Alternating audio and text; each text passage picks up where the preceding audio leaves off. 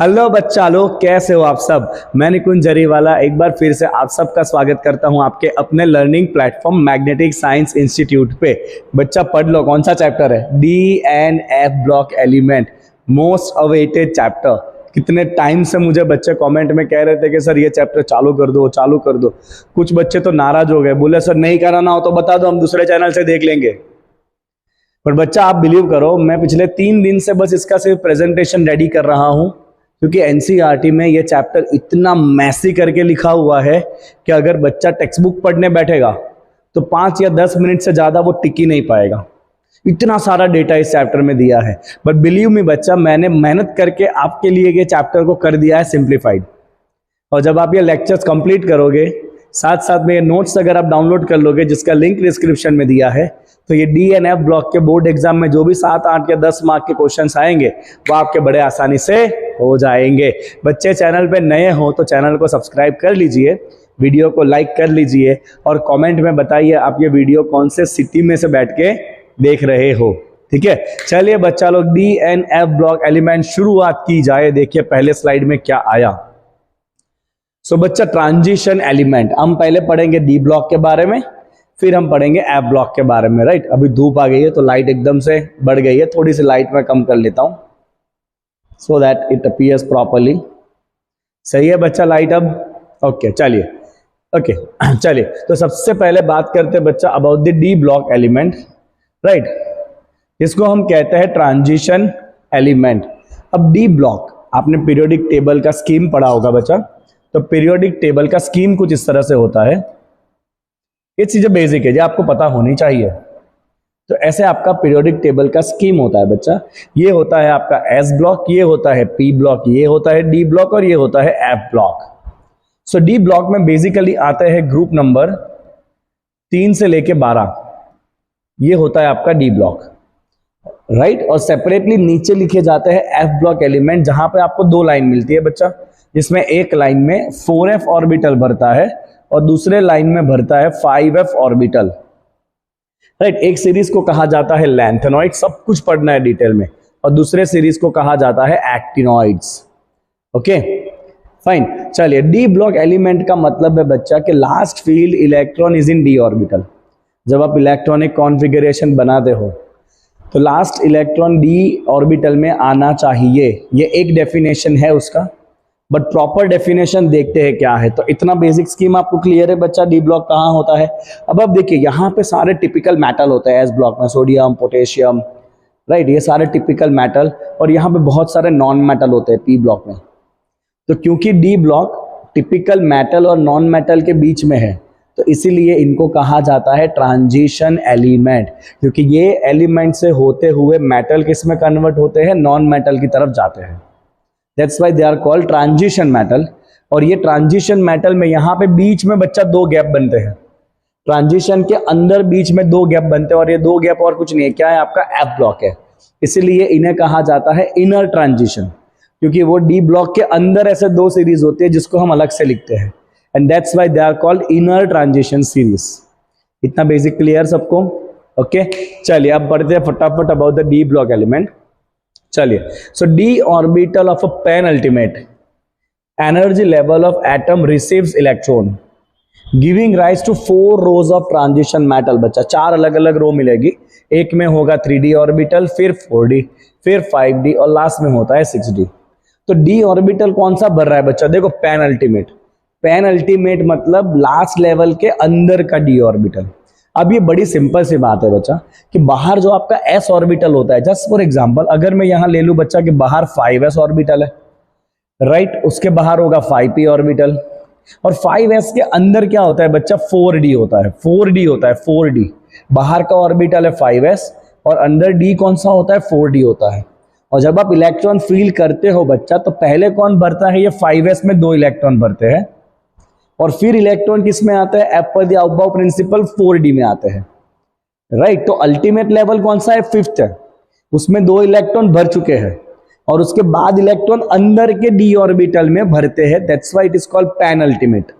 एक एक वर्ड पे आपको मैं फोकस कराऊंगा, एक एक वर्ड पे बच्चा, है ना।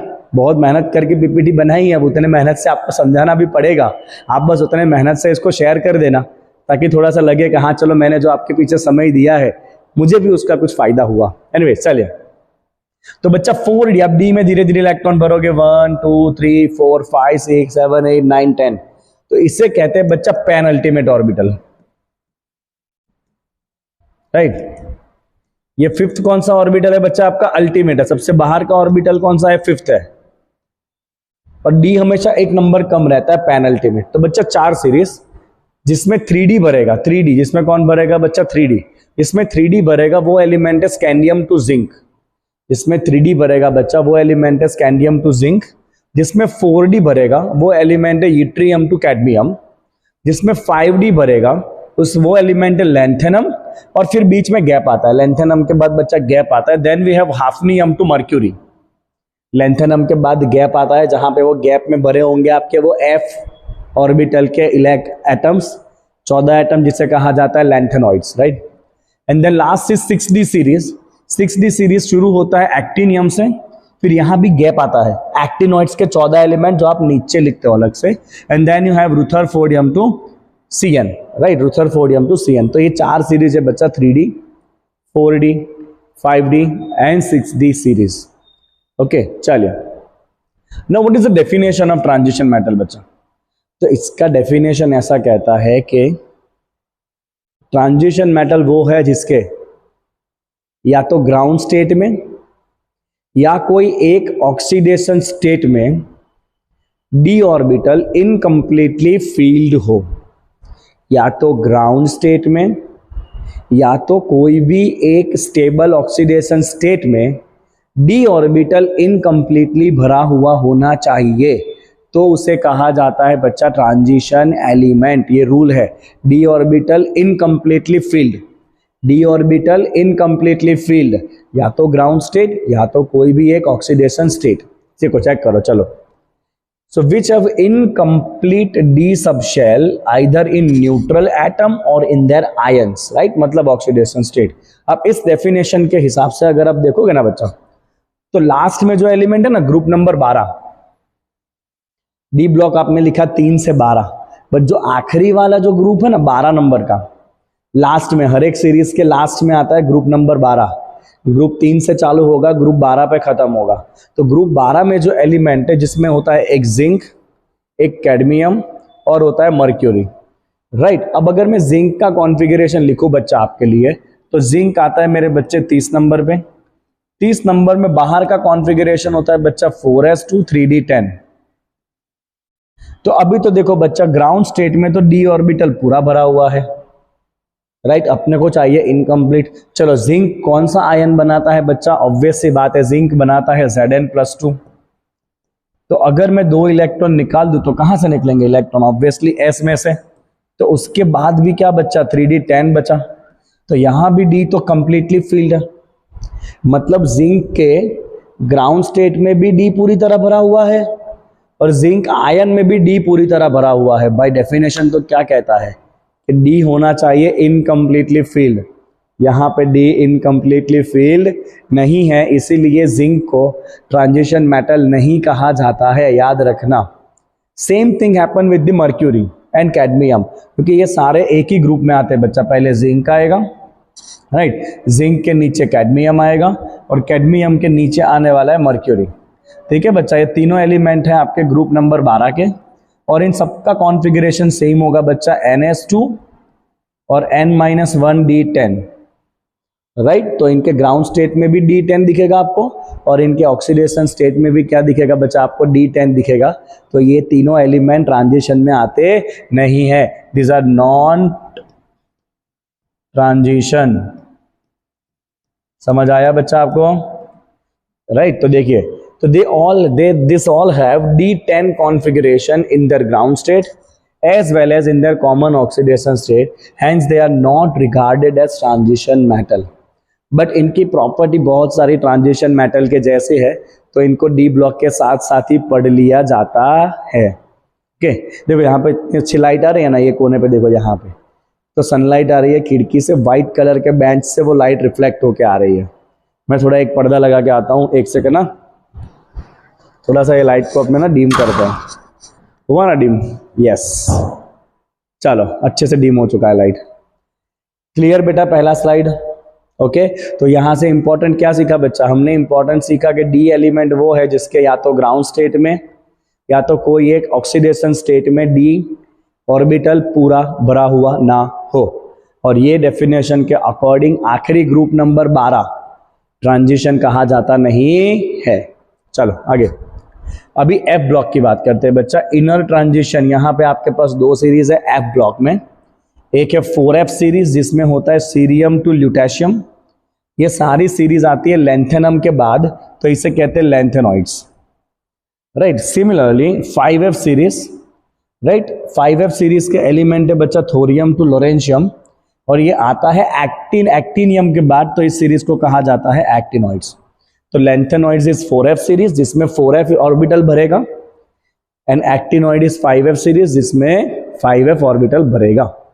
इतनी बात आई बच्चा आपको समझ में? तो ये एकदम से बेसिक हो गया। चलिए अब इंडिविजुअल टॉपिक पे चलते हैं। चलो इलेक्ट्रॉनिक कॉन्फ़िगरेशन। हाँ बच्चा, जब ये कॉन्फ़िगरेशन की बात होती है ना, तो नॉर्मल कॉन्फ़िगरेशन याद नहीं रखने, बट जो एबनॉर्मलिटी है वो याद रखनी है, क्योंकि एबनॉर्मलिटी आपको पूछी जाती है एग्जाम में। तो बेटा इसका जनरल कॉन्फ़िगरेशन पहले देख लेते हैं।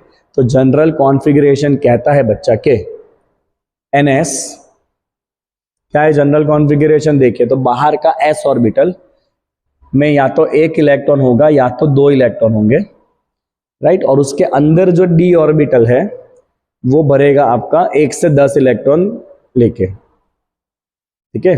तो बाहर के s में यूजुअली क्या होता है, s में 2 इलेक्ट्रॉन भरने के बाद अंदर d में इलेक्ट्रॉन भरे जाते हैं, बट वो हाफ फील्ड फुल फील्ड उसकी स्टेबिलिटी को ध्यान में रख के, एक सेकंड ये अनस्टेबल हो गया, चलिए स्टेबल कर दिया वापस। ग्लास प्लेट रखी है, वो ग्लास प्लेट हिल गई थी। एनीवेज, तो बच्चा मैंने क्या कहा कि पहले बाहर S में 2 इलेक्ट्रॉन भरते हैं, उसके बाद अंदर इलेक्ट्रॉन भरते हैं D में, but half field full field ये स्टेबिलिटी के चक्कर में S में से एक इलेक्ट्रॉन उठ के आगे आ सकता है। तो इसीलिए S में या तो एक इलेक्ट्रॉन होगा या तो 2 इलेक्ट्रॉन होंगे, और अंदर D में धीरे धीरे इलेक्ट्रॉन भरेंगे 1 2 3 4 5 6 7 8 9 10। अंडरस्टूड? अब यहाँ पे एक एक्सेप्शन है, and chemistry is all about the exception. एक सीरीज में आपने देखा होगा कोटा सीरीज में, एक्सेप्शन का भी साले एक्सेप्शन का भी एक्सेप्शन। तो बेटा एक्सेप्शन है यहाँ पे पैलेडियम, क्योंकि पैलेडियम एक अकेला ऐसा है जिसमें S में इलेक्ट्रॉन नहीं होते हैं। पैलेडियम एक अकेला ऐसा एलिमेंट है डी ब्लॉक का जिसमें S पूरी तरह खाली होता है, बाहर वाला S, और D पूरे 10 के 10 इलेक्ट्रॉन भरे होते हैं, ध्यान रखना। चलो अब मैं यहाँ पे जो जो एबनॉर्मलिटी है बच्चा वो मार्क करता हूँ आपके लिए, है ना, ध्यान रखना। चलो तो ये बच्चा आपका 3D सीरीज, कौन सा सीरीज है ये 3D। इसको याद रखने का ट्रिक है बच्चा, शक्ति विक्रम फेको, और ये मेरा नाम निकुंज, शक्ति विक्रम फेको निकुंज, शक्ति विक्रम फेको निकुंज। और एटॉमिक नंबर कहां से चालू होता है बच्चा, ये सीरीज चालू होता है 3D सीरीज चालू होता है 21 से 30। 3D सीरीज शुरू कहां होता है बच्चा, 21 से 30, ये है आपका 3D सीरीज, राइट। शक्ति विक्रम फेको निकुंज, सर को याद कर लेना थोड़ा सा। एनीवेज चलिए आगे बढ़ते हैं। तो बच्चा कॉन्फ़िगरेशन क्या होगा आप समझिए ध्यान से इसको। तो बच्चा 3D कब भरेगा, तो पहले बाहर का 4S भरता है, 4S भरने के बाद उसके अंदर का भरता है 3D। मतलब 4S में 2 इलेक्ट्रॉन अगर है और अब आगे उसके बाद D में इलेक्ट्रॉन है तो कॉन्फ़िगरेशन नॉर्मल है। अगर S में 2 इलेक्ट्रॉन है तो कॉन्फ़िगरेशन नॉर्मल है, बट अगर S में इलेक्ट्रॉन 2 नहीं है तो वो एबनॉर्मल कॉन्फ़िगरेशन है। मार्क करते हैं, चलो देखो S में 2 इलेक्ट्रॉन नॉर्मल है, टोटल 21 इलेक्ट्रॉन है।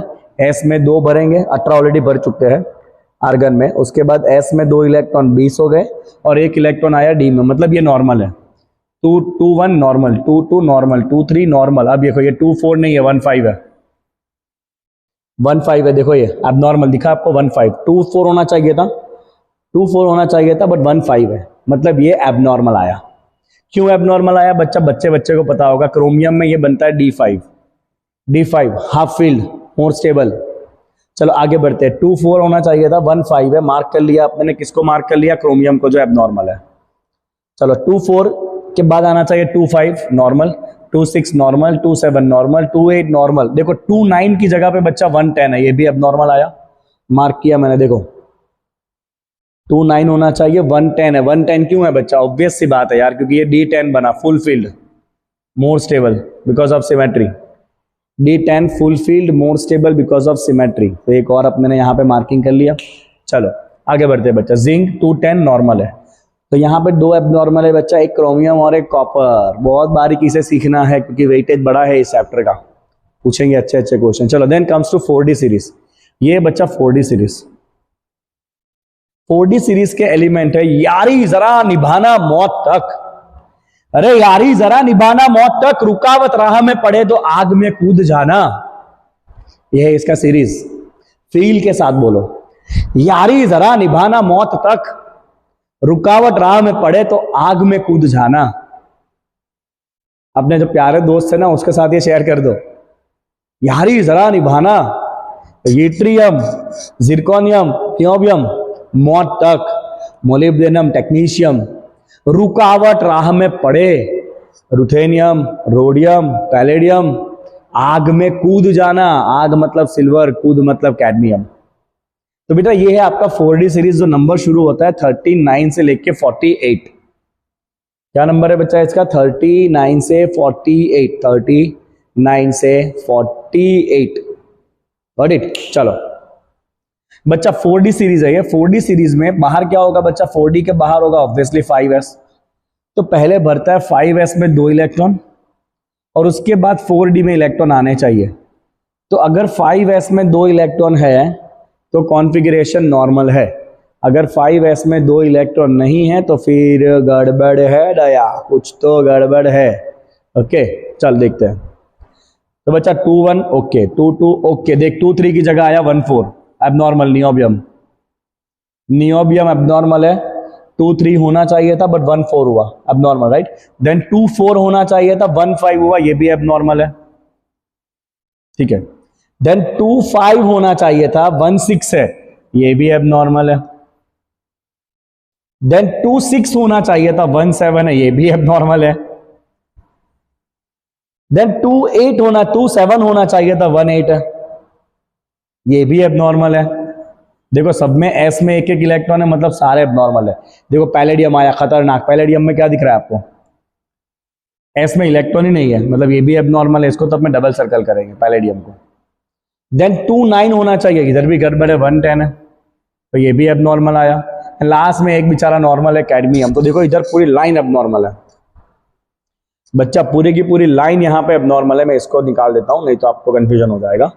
नियोबियम से लेके molybdenum, technetium, ruthenium, rhodium, right, इन सबके डी में खाली एक एक, एस में खाली एक एक इलेक्ट्रॉन है। फिर पैलेडियम तो एस पूरा खाली है D10 करने के लिए। एंड लास्ट में सिल्वर में भी 110 है because of the fulfil configuration of D10। अब ऐसे क्वेश्चन ना जेई में पूछे जाते हैं न्यूमेरिक में। व्हाट आर द न्यूमेरिक पता है ना? What are the total number of electron? Total number of electron in 4s orbital of, 4-5 element दे देंगे। अब तुमको पता होना चाहिए किसमें कितने इलेक्ट्रॉन होते हैं। एनीवे चलिए बच्चा आगे बढ़ते हैं। Okay next series is third series. Third series में क्या भरेगा बच्चा? 3D भर चुके, 4D भर चुके, तो यहाँ ऑब्वियसली क्या भरने वाला है? 5D। 5D के बाहर क्या होगा? 6s। 6s अगर पूरी तरह भरा हुआ है तो प्रॉब्लम नहीं है, 6s अगर अधूरा है तो प्रॉब्लम है। ओके अब यहाँ पे आप देखो एक बार लेंथेनम को, बच्चा मेरी बात सुना ध्यान से। ये 5D के आगे भरता है 4f। ये सब 11th स्टैंडर्ड बच्चा, Aufbau law and everything right. 5D के आगे भरता है 4f। तो यूजुअली लेंथेनम में क्या होना चाहिए? लेंथेनम 57 पर है। अब इसके आगे जो इनर्ट गैस होता है वो 56 नंबर का, 54 नंबर का होता है। इसके आगे 54 नंबर का इनर्ट गैस होता है। अब लेंथेनम में होना क्या चाहिए था? होना ये चाहिए था कि 54 के बाद के 2 इलेक्ट्रॉन तो एस में ही जाएंगे, राइट, हो गए 56, और उसके बाद का 57 नंबर का इलेक्ट्रॉन 4f में आना चाहिए था। बट वो 4f में नहीं जाके वो इलेक्ट्रॉन कहाँ जा रहा है? 5D में जा रहा है। देखो तो इसीलिए मैं लेंथेनम को भी एबनॉर्मल में मार्क करने वाला हूं, क्योंकि लेंथेनम का जो ये इलेक्ट्रॉन है ना वो 4f में होना चाहिए था, ना कि 5D में, एज पर दी आउफबाउ रूल। आउफबाउ रूल के अकॉर्डिंगली 6s के बाद कौन भरता है? 4f भरता है। बट 4f की जगह ये इलेक्ट्रॉन कहाँ पर है बच्चों? 5D में है। तो ये लेंथेनम को भी मैं तो एबनॉर्मल मार्क करने वाला हूं, क्योंकि लेंथेनम का ये जो इलेक्ट्रॉन है ना बच्चा, ये वाला इलेक्ट्रॉन, कलर ही नहीं दिख रहा है, ये वाला जो इलेक्ट्रॉन है ना, this should be in which orbital 4f as per the rule, but है कहां पर बच्चा, ये है आपका 5f में, 5d में है। समझ आई बात आपको? तो एक पहला आ गया लेंथेनम एबनॉर्मल। चलो उसके बाद हाफनियम से सब प्रॉब्लम सॉल्व है, क्योंकि देखो यहाँ पे बच्चा गैप बना है डायरेक्टली 57 के बाद 14 एलिमेंट का गैप बना है, और ये 14 एलिमेंट और कुछ नहीं है बच्चा, क्या है ये, लेंथेनॉइड्स है, एलएन कहते हैं इसको, 4f। तो नीचे एक सीरीज आती है ना, ये है लेंथेनॉइड्स, है ना। आप अपने टेक्स्ट बुक में सब कुछ मार्क करते जाओ, नीट एग्जाम, जेईई एग्जाम सब में काम आएगा ये, ठीक है। तो बच्चा एक मिनट ना, क्योंकि इतना सारा मेरे को सेटअप करना पड़ता है ना, गरीब सेटअप मेरा एकदम बेचारा, कोई नहीं, चलो। हाँ, तो कहाँ थे अपने, यस। तो देखो यहाँ 14 एलिमेंट का गैप आया। अब हाफनियम से सब नॉर्मल है, तो हाफनियम बच्चा 2 2, ठीक है, ओके, 2 3 2 4 2 5 2 6 2 7 2 8 की जगह 1 9 है। प्लेटिनम महंगा आता है ना, अब नॉर्मल है। 2 8 की जगह 1 9 है। फिर 2 10 की जगह पे, 2 9 की जगह पे 1 10 है, ये तो ऑब्वियस है, D10। तो बच्चा देखो दोनों महंगे महंगे में एबनॉर्मलिटी है, प्लेटिनम में भी और गोल्ड में भी, और लास्ट में आना चाहिए 2 10 मर्क्यूरी इज ओके। चलो नेक्स्ट सीरीज पे चलते हैं बच्चा। तो नेक्स्ट सीरीज है फोर्थ सीरीज। फोर्थ सीरीज में भरेगा बच्चा कौन सा ऑर्बिटल, 6d। 6d के बाहर क्या होता है बच्चा, 7s, और 6d के अंदर क्या होता है बच्चा, 5f। इसके आगे आपका जो इनर्ट गैस होगा ना बच्चा, ये होगा 86। अब इस सीरीज को ध्यान से देखो, वापस वही सेम एबनॉर्मलिटी। एक्टिनियम बच्चा होता है 89। कहाँ होता है एक्टिनियम, एक्टिनियम होता है 89। अब देखो यहाँ पे हो क्या रहा है, ठीक है। तो ये 89th जो आपका एलिमेंट है, 89 इलेक्ट्रॉन कैसे भरने चाहिए थे, 86 + 2 88, और 89 नंबर का इलेक्ट्रॉन 5f में होना चाहिए था, बट 5f में नहीं है, वो 6d में है। देखो 6d में है, मतलब ये भी क्या हो गया, एबनॉर्मल हो गया, बिकॉज ये इलेक्ट्रॉन बच्चों कहाँ होना चाहिए था, ये इलेक्ट्रॉन होना चाहिए था 5f में, बट नहीं है, ठीक है। तो ये एबनॉर्मलिटी आएगा। चलो उसके बाद 2 2 2 3, अभी देखो वापस यहाँ भी 14 एलिमेंट का गैप आया बच्चा, 89 के बाद डायरेक्ट 104 है। तो यहाँ जो एलिमेंट है 14 एलिमेंट, वो कौन सा है, आपके F ब्लॉक वाले एलिमेंट है, जिसे हम कहते हैं एक्टिनॉइड्स, AC एक्टिनॉइड्स कहते हैं इसको हम, 14 एलिमेंट, राइट। चलो उसके आगे बढ़ो बच्चा, 2 2 2 3 ओके, 2 4 2 5 2 6 2 7 2 8 2 9 की जगह पे रोंजेनियम में 1 10 है, ये ऑब्वियस D10 कॉन्फ़िगरेशन बना है, एंड देन 2 10। तो यहाँ पे एक ही जगह पे एबनॉर्मलिटी है, वो है ये RG राहुल गांधी, ऐसे भी एबनॉर्मल है। Take it as a fun, कोई रिपोर्ट मत कर देना, मेरा चैनल उड़ जाएगा। हाँ एंड देन एक्टिनियम, ये 2 जगह पे आपकी एबनॉर्मलिटी है। चलो आगे बढ़े बच्चा। तो ये मैंने डिटेल डिस्कशन करा आपके साथ इलेक्ट्रॉनिक कॉन्फ़िगरेशन का, कोई भागा भागी नहीं, आराम से पढ़ेंगे, टेक्स्ट बुक को पूरी तरह से ना ऐसे पोस्टमार्टम कर देंगे टेक्स्ट बुक का। चलो आगे बढ़ते हैं। The d orbital of the transition element protrude to the periphery of an atom more than the other orbitals। क्योंकि d ऑर्बिटल बच्चा बड़े साइज का है, तो d ऑर्बिटल पेरिफेरी तक बाहर चला जाएगा, इसीलिए d में जो इलेक्ट्रॉन है वो एकदम सरफेस पे रहते हैं, बाहर की तरफ रहते हैं, तो उनको आजू बाजू का सराउंडिंग इफेक्ट करता है। सी वही पॉइंट लिखा हुआ है, hence they are more influenced by d electrons, d orbitals are more influenced by the surrounding as well as they have affect the atoms or molecules surrounding them। चलो, with partly filled d orbitals this element exhibit certain characteristics property। क्या क्या property है बच्चा इनका, important property, they display variety of oxidation state। अभी देखो sodium के पास एक ही ऑक्सीडेशन स्टेट होता है +1, मैग्नीशियम के पास भी एक ही ऑक्सीडेशन स्टेट होता है +2, बट यहाँ जो एलिमेंट आने वाले हैं डी ब्लॉक में इतने सारे ऑक्सीडेशन स्टेट है। सिंपली मैंगनीज +2 से लेके +3 +4 +5 +6 +7, इतनी सारी वैरायटी होती है। तो डी ब्लॉक में बहुत वैरायटी है ऑक्सीडेशन स्टेट में। चलो ये कलर्ड आयन बनाएंगे, इसका रीजन हम देखेंगे। They entering into the complex formation, पूरा चैप्टर है इसके बाद का, राइट, कि वो कॉम्प्लेक्स बनाते हैं। लिगेंड के पास, लिगेंड क्या है वो अगले चैप्टर में सीखेंगे। इलेक्ट्रॉन पेयर लेके एक स्पेशल बॉन्डिंग करेंगे, coordinate bonding. Then exhibit catalytic property. Majority जो कैटालिस्ट है ना वो डी ब्लॉक वाले ही है, आपने जो भी केमिस्ट्री में रिएक्शन पढ़े हैं मेजॉरिटी कैटालिस्ट सब देख लेना डी ब्लॉक वाले ही होंगे, उसका रीजन भी आगे आएगा। And they behave paramagnetically, they have paramagnetic behaviour. ठीक है बच्चा, चलो आगे बढ़ते हैं। Example, on what ground can you say that scandium is a transition element but zinc is not. तो देखिए स्कैंडियम के ग्राउंड स्टेट में बच्चा स्कैंडियम होता है 21, तो स्कैंडियम के ग्राउंड स्टेट का कॉन्फ़िगरेशन होगा 4s2 3d1। d1 आया ग्राउंड स्टेट में, मतलब इनकम्प्लीट डी ऑर्बिटल बना, इनकम्प्लीट डी ऑर्बिटल बना, डेफिनेशन में सेट हो गया, ये हो गया डेफिनेशन में सेट। तो इसीलिए scandium is a D element. इसके आगे क्या होगा बच्चा, आर्गन होगा, जो लिखने की जरूरत नहीं है। बट अगर आप वही बच्चा जिंक के लिए जाओगे 30 नंबर, तो हमने आगे भी डिस्कशन किया, जिंक में क्या होता है 4s2 3d10। देख भाई डी पूरा भरा हुआ है, चल जिंक का ऑक्सीडेशन स्टेट चेक कर ले, +2 होता है, तो उसमें भी 3d तो 10 ही रहेगा, राइट। मतलब जिंक के केस में डी ऑर्बिटल पूरी तरह भरा हुआ है, right, completely filled D orbital, इसीलिए ये ट्रांजिशन में नहीं आता है। Hence not transition element. D block का एलिमेंट कहलाता है बट ट्रांजिशन मेटल नहीं कहलाता है तो डी ब्लॉक में ही। चलो in text question, silver atom has completely filled D orbital in its ground state, how can you say that it is a transition element.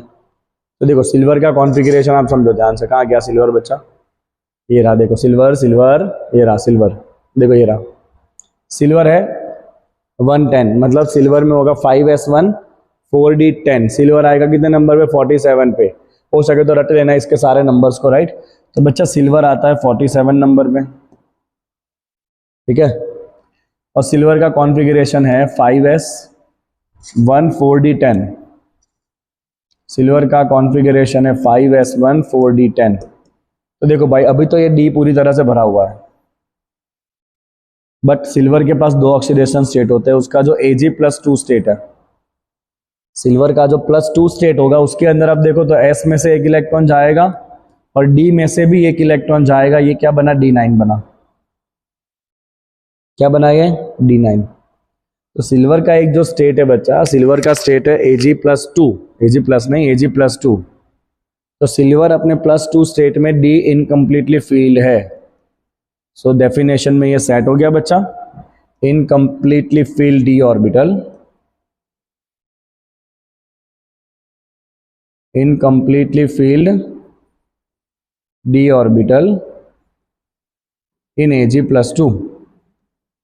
चलो ये आपका बन गया ट्रांजिशन मेटल, डी इनकम्प्लीटली भरा हुआ होना चाहिए एज पर द रूल। चलो आगे देखते हैं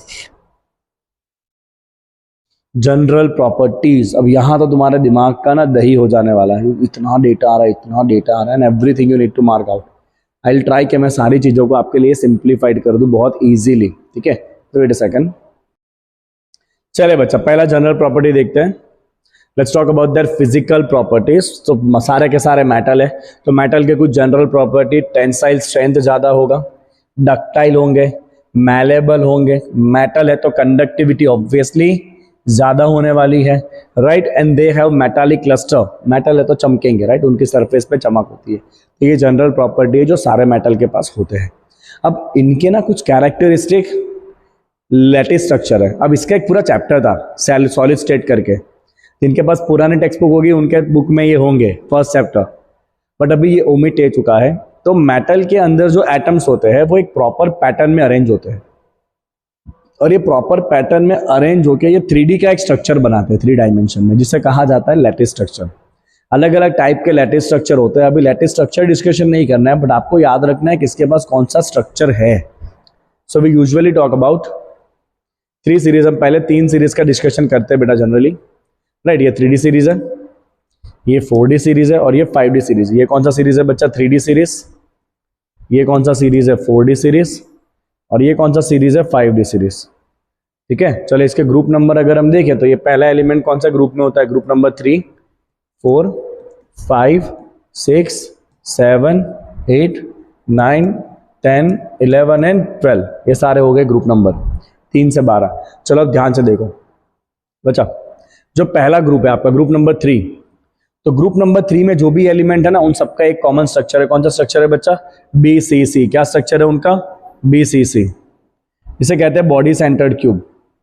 और इसमें आप लेंथेनम को मार्क करो बच्चा। लेंथेनम अगर आप ध्यान से मार्क करोगे ना, तो देखिए आपको क्या दिख रहा है, लेंथेनम के पास बहुत सारे स्ट्रक्चर है और उसका स्टेबल स्ट्रक्चर है बच्चा HCP, हेक्सागोनल क्लोज पैकिंग कहते हैं इसको।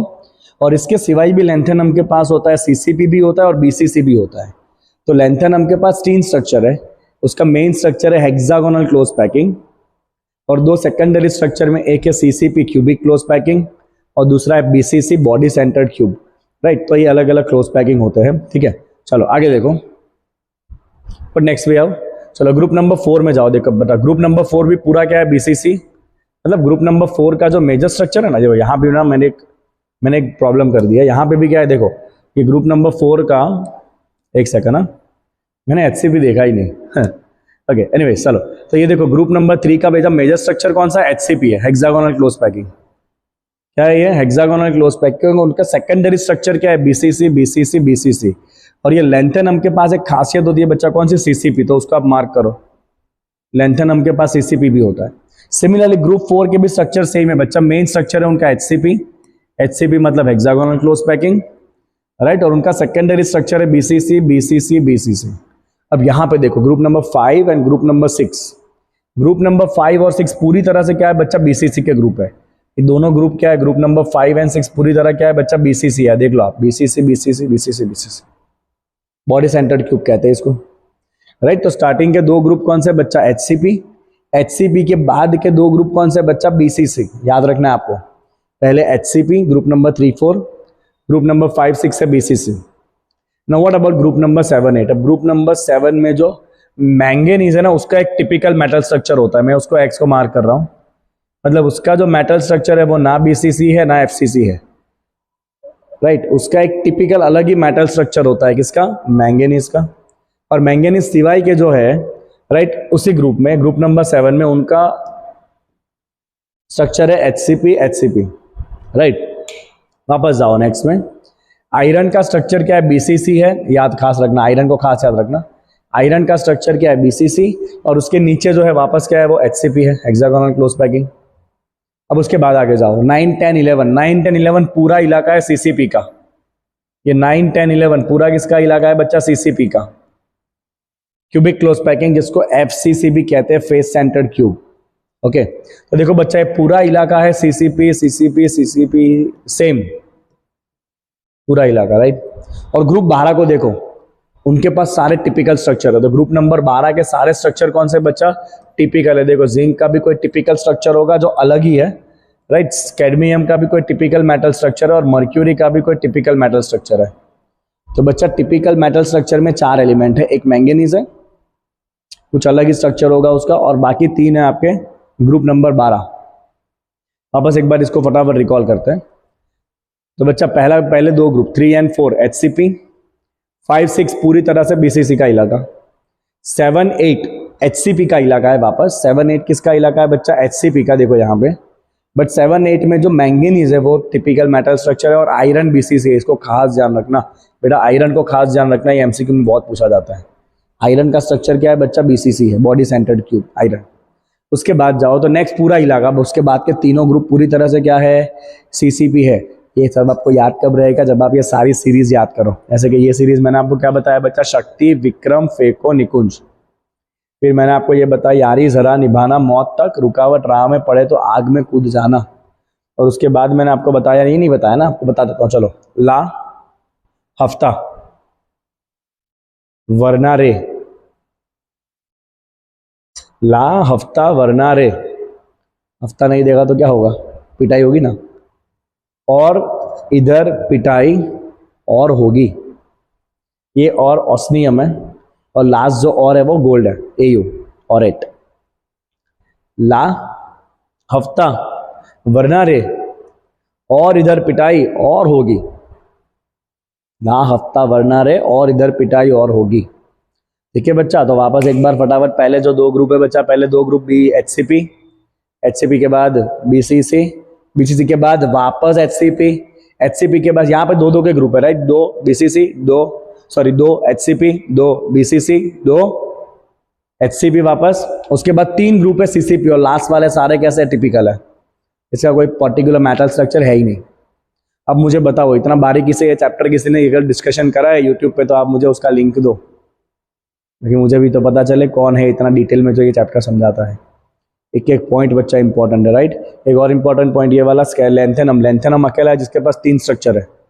ये भी एक बात खास आप ध्यान रखना, ठीक है। लेंथेनम के पास 3 स्ट्रक्चर होते हैं, मैं उसको भी स्टार कर लेता हूँ।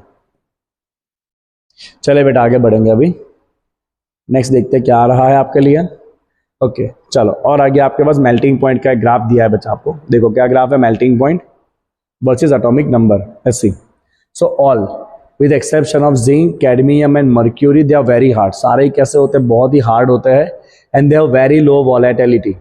बट कौन सा ग्रुप वॉलेटाइल है, कौन सा ग्रुप इतना हार्ड नहीं है, लास्ट वाला ग्रुप नंबर 12, उसी का सबसे ज्यादा प्रॉब्लम है, इसीलिए तो वो ट्रांजिशन नहीं कहलाते। देखो ये सारे सॉफ्ट है, ग्रुप नंबर 12 जो है ना, ये वाला ग्रुप 12 क्या है बच्चा, एक्सेप्शन है। कौन सा ग्रुप है ये, एक्सेप्शन बच्चा, ग्रुप 12, बिकॉज वो इतने हार्ड नहीं है, राइट, और वो थोड़े बहुत वॉलेटाइल भी है। मर्क्यूरी आपको पता है ये लिक्विड होता है, राइट, तो मर्क्यूरी का पूरा ग्रुप बहुत सॉफ्ट है।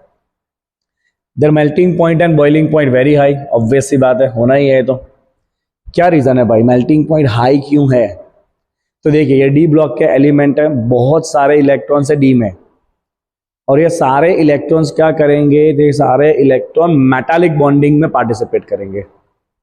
कौन से बॉन्डिंग में, मेटालिक बॉन्डिंग में पार्टिसिपेट करेंगे, इसलिए मेल्टिंग पॉइंट बढ़ जाता है, बॉइलिंग पॉइंट भी बढ़ जाता है। देखो the high melting point of this metals are attributed to the involvement of greater number of electrons from d orbital in addition to the s electrons in the interatomic metallic bonding।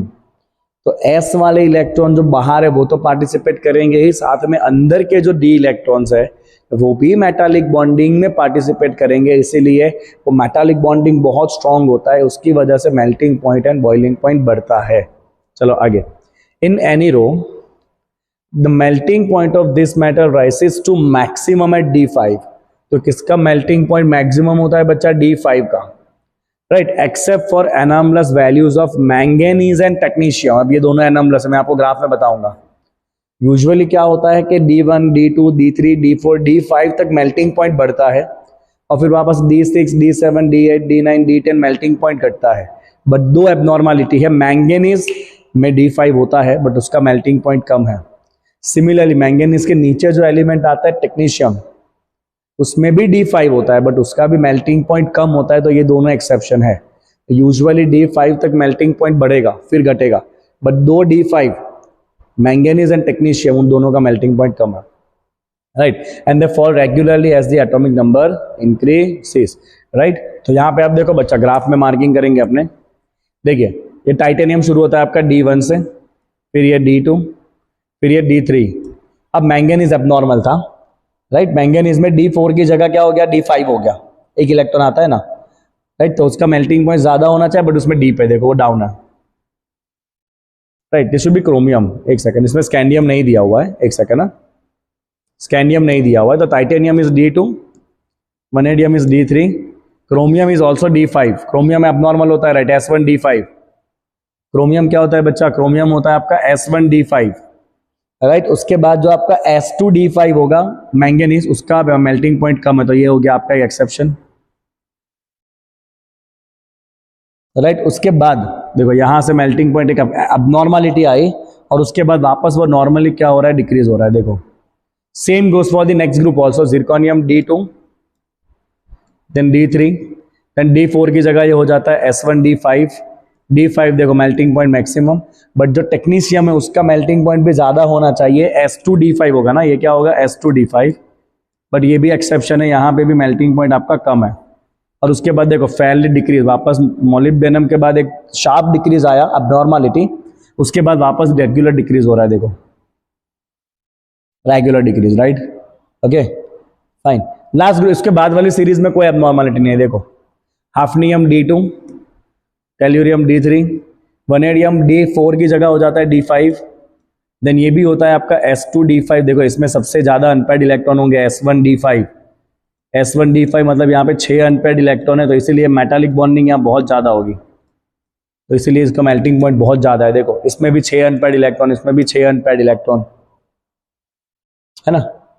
समझ आ रही है बात आपको? Mic चलना चाहिए। आज तो लंबा क्लास और एक चूहा घुस गया है क्लास में मेरे भाई। गणपति बापा मोरिया। चूहिया है, चूहिया, छोटी सी चूहिया। चलो एनीवेज आगे बढ़ते हैं बच्चा। तो देखो ये सब में S1D5 है, 6 अनपेयर्ड इलेक्ट्रॉन है, इसीलिए इनका मेल्टिंग पॉइंट सबसे ज्यादा है।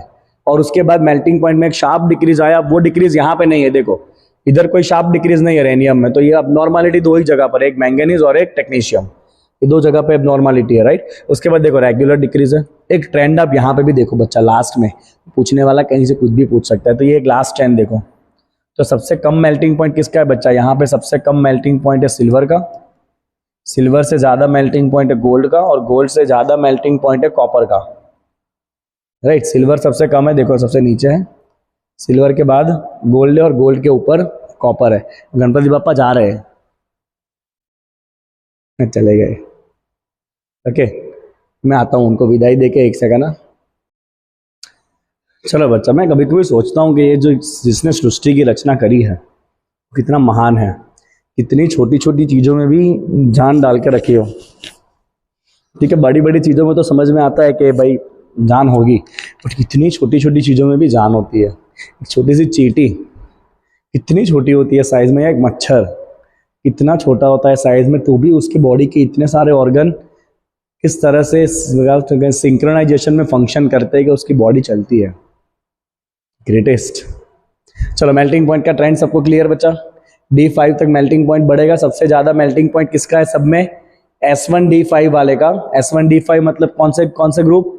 S1D5 3 4 5 6 ग्रुप 6 का मेल्टिंग पॉइंट सबसे ज्यादा है, राइट। तो मैक्सिमम लिख दो यहाँ पे,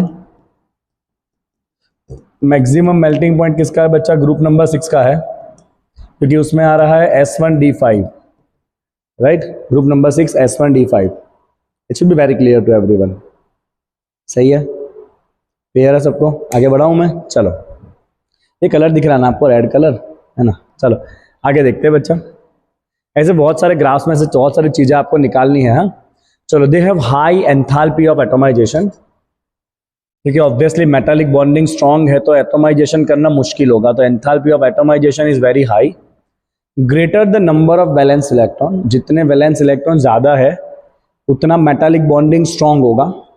metal with a very high enthalpy of atomisation, they have very high boiling point and they tend to remain noble in the reaction, क्योंकि उनका रिडक्शन पोटेंशियल बहुत लो है। क्योंकि देखो एक बात समझो आप, जब भी आप ऑक्सीडेशन या रिडक्शन की बात करते हो ना, तो सबसे पहले स्टेप में तो आपको क्या करना पड़ता है? सबसे पहले स्टेप में तो आपको जो सॉलिड होता है ना, वो सॉलिड को आपको कन्वर्ट करना पड़ता है गैस में, फिर वो गैस को करना पड़ता है आयोनाइज और यहाँ पे बनता है आयन, और फिर वो आयन को करना पड़ता है हाइड्रोलाइज, तब जाके आपका पूरा प्रोसेस होता है complete.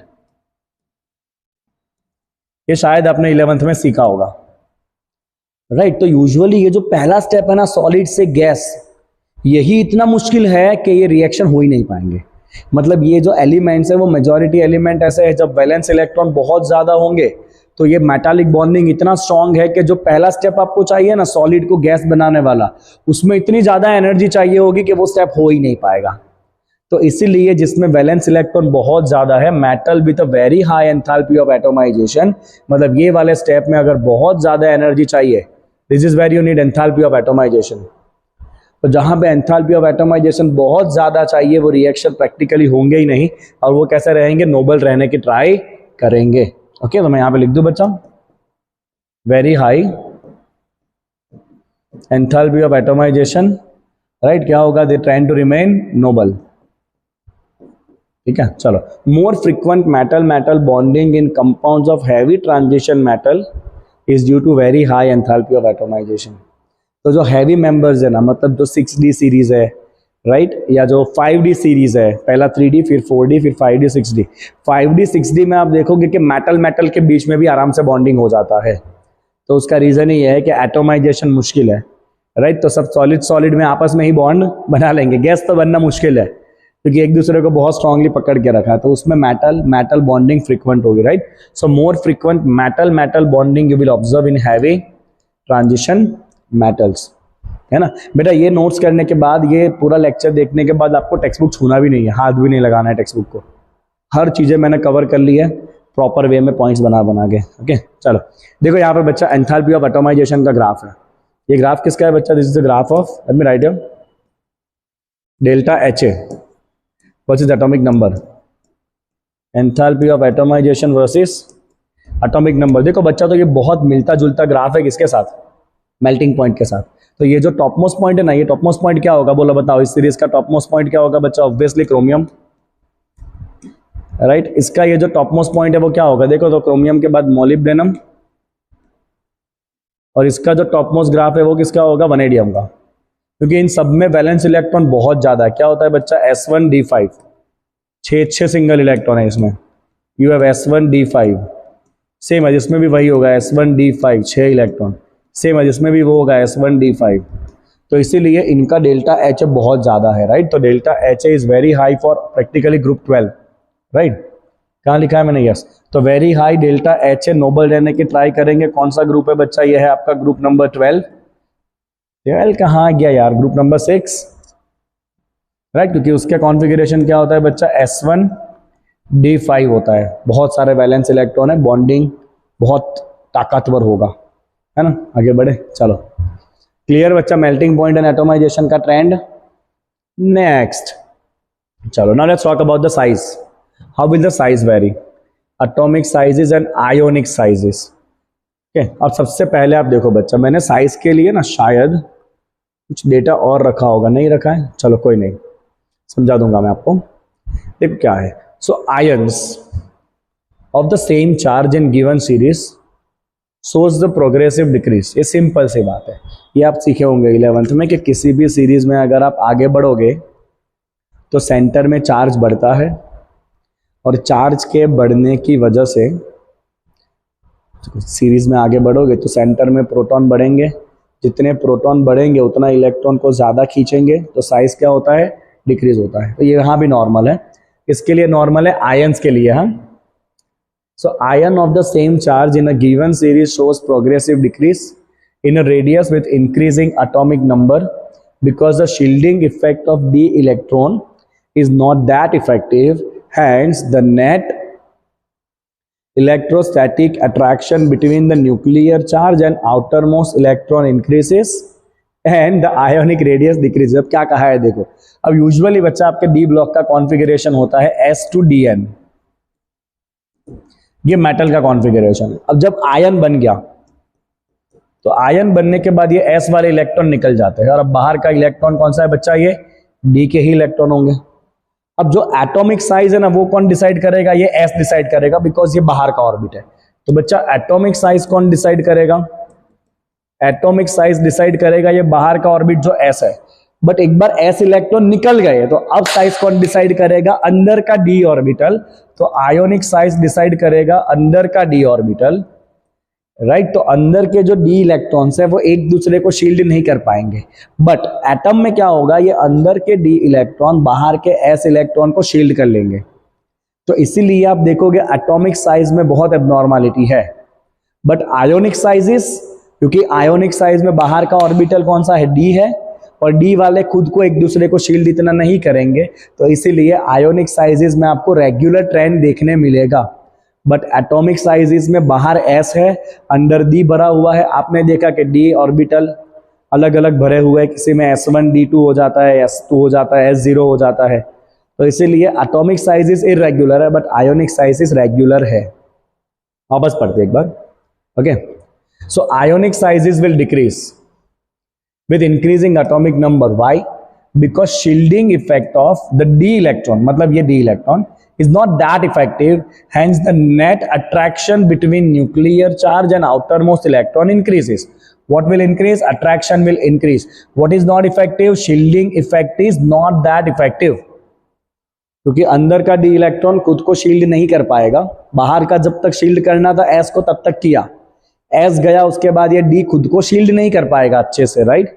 Okay, and the atomic radius will decrease. अब देखो यहाँ पे ध्यान से बच्चा, आयोनिक रेडियस, आयोनिक आयोनिक मैं मार्क कर रहा हूँ, it is for ionic radius, ठीक है। चलो तो बच्चा यहाँ पे देखो ध्यान से, मैं पहले ऊपर ही लिख देता हूँ भाई आयोनिक रेडियस, क्योंकि ये ट्रेंड सिर्फ किसका है, आयोनिक रेडियस का ही ट्रेंड है। मैं मेरे ऑफलाइन क्लास के बच्चों को ना ये प्रिंट करवाने दे देता हूँ, वाइट कलर में कन्वर्ट करके उनको बोलता हूँ आप प्रिंट करा लो ताकि आपको लिखना ना पड़े, और क्लास के अंदर मैं जो जो ऐड करता हूँ वो अपने आप मॉड्यूल के अंदर वो ऐड करते जाते हैं। This is how we learn. चलो बेटा एक बार ट्रेंड देख लो तुम। चलिए ये आपका कौन सा सीरीज है, ये जो ग्रीन वाला दिख रहा है वो आपका 3D सीरीज है, तो ये पूरा लाइन आपका 3D सीरीज का है। उसके बाद जो लाइन है आपका वो स्काई कलर का दिख रहा है वो 4D सीरीज है, और जो रेड कलर दिख रहा है वो 5D सीरीज है। ठीक है, तो देखिए रेगुलर डिक्रीज आपको दिखना चाहिए, देखो दिख रहा है कि नहीं दिख रहा है, मुझे तो दिख रहा है, आपको भी दिखेगा। देखो तो स्टार्टिंग फ्रॉम स्कैंडियम, स्कैंडियम है, स्कैंडियम से आगे गए साइज घटा घटा घटा घटा घटा घटा, और इंपॉर्टेंट बात मिनिमम साइज किसका है बच्चा, देखो यहाँ पे कोबाल्ट का और निकल का साइज ऑलमोस्ट सेम है, राइट। तो मैं एक पॉइंट यहाँ पे बच्चा आपके लिए ऐड करूंगा कि 3D सीरीज में, 3D सीरीज में अब इसमें ना बहुत सारे डेटा नहीं याद रखने किसका साइज कितना है, बट ग्राफ से ट्रेंड याद रखो। 3D सीरीज में सबसे कम कौन है बच्चा, स्मॉलेस्ट है कोबाल्ट आयन, कोबाल्ट +2 होगा, राइट। और उतना ही साइज का कौन है, निकल +2 भी है। अब देखो 3D के कंपेयर में उसके बाद देखो साइज वापस बढ़ा, राइट, कोबाल्ट निकल के बाद वापस साइज इंक्रीज हुआ, तो स्मॉलेस्ट कौन है, कोबाल्ट एंड निकल स्मॉलेस्ट है, ठीक है। अब उसके बाद आप देखो बच्चा 3D के कंपेयर में 4D सीरीज नीचे आएगा, तो ऑब्वियसली साइज बढ़ेगा, तो देखो 4D सीरीज पूरा ऊपर है। उसका भी कुछ ऐसा ही ट्रेंड है, देखो decrease decrease decrease decrease decrease, यहाँ पे तीनों का साइज ऑलमोस्ट सेम है। कौन सा ये तीनों, technetium, ruthenium and rhodium, they have almost equal size. देखो मैं आपको ये साइज बताता हूँ कितने साइज है वो, हाँ एक सेकंड ना, मैंने वो रखा नहीं है इसलिए सीरीज में। I will tell you the size, ये रहा ना आयोनिक साइज, कहाँ गया, कौन सा सीरीज है ये, एक्चुअली इन्होंने भी नहीं दिया है सारे साइजेस, एक्चुअली बुक में भी नहीं दिया, अदरवाइज मैं रख ही देता अगर बुक में दिया होता ना, तो बुक में नहीं दिया है बच्चा साइजेस, चलो अच्छी बात है नहीं दिया है तो, और क्या, नहीं दिया है बुक में भी, चलो एनीवेज फाइन। अब उसके बाद के सीरीज को भी देखो, अब 4D के कंपेयर में 5D नीचे आएगा ना, 4D की लाइन के नीचे आएगा 5D का लाइन, साइज बढ़ना चाहिए, बट देखो ये दोनों लाइन ऑलमोस्ट सिमिलर चल रही है, मतलब इतना साइज नहीं बढ़ पाया। देखो पूरी 4D सीरीज और 5D सीरीज का साइज ऑलमोस्ट सेम है, दिख रहा है आपको, 4D यहां पर है, देखो 3D से 4D अच्छा खासा इंक्रीज हुआ, बट 4D से 5D ऑलमोस्ट सेम चल रहा है। क्यों भाई, तो इसके पीछे का रीजन है लैंथेनॉइड कॉन्ट्रैक्शन। अभी वही टॉपिक डिस्कशन करेंगे, क्या रीजन है बच्चा, लैंथेनॉइड कॉन्ट्रैक्शन।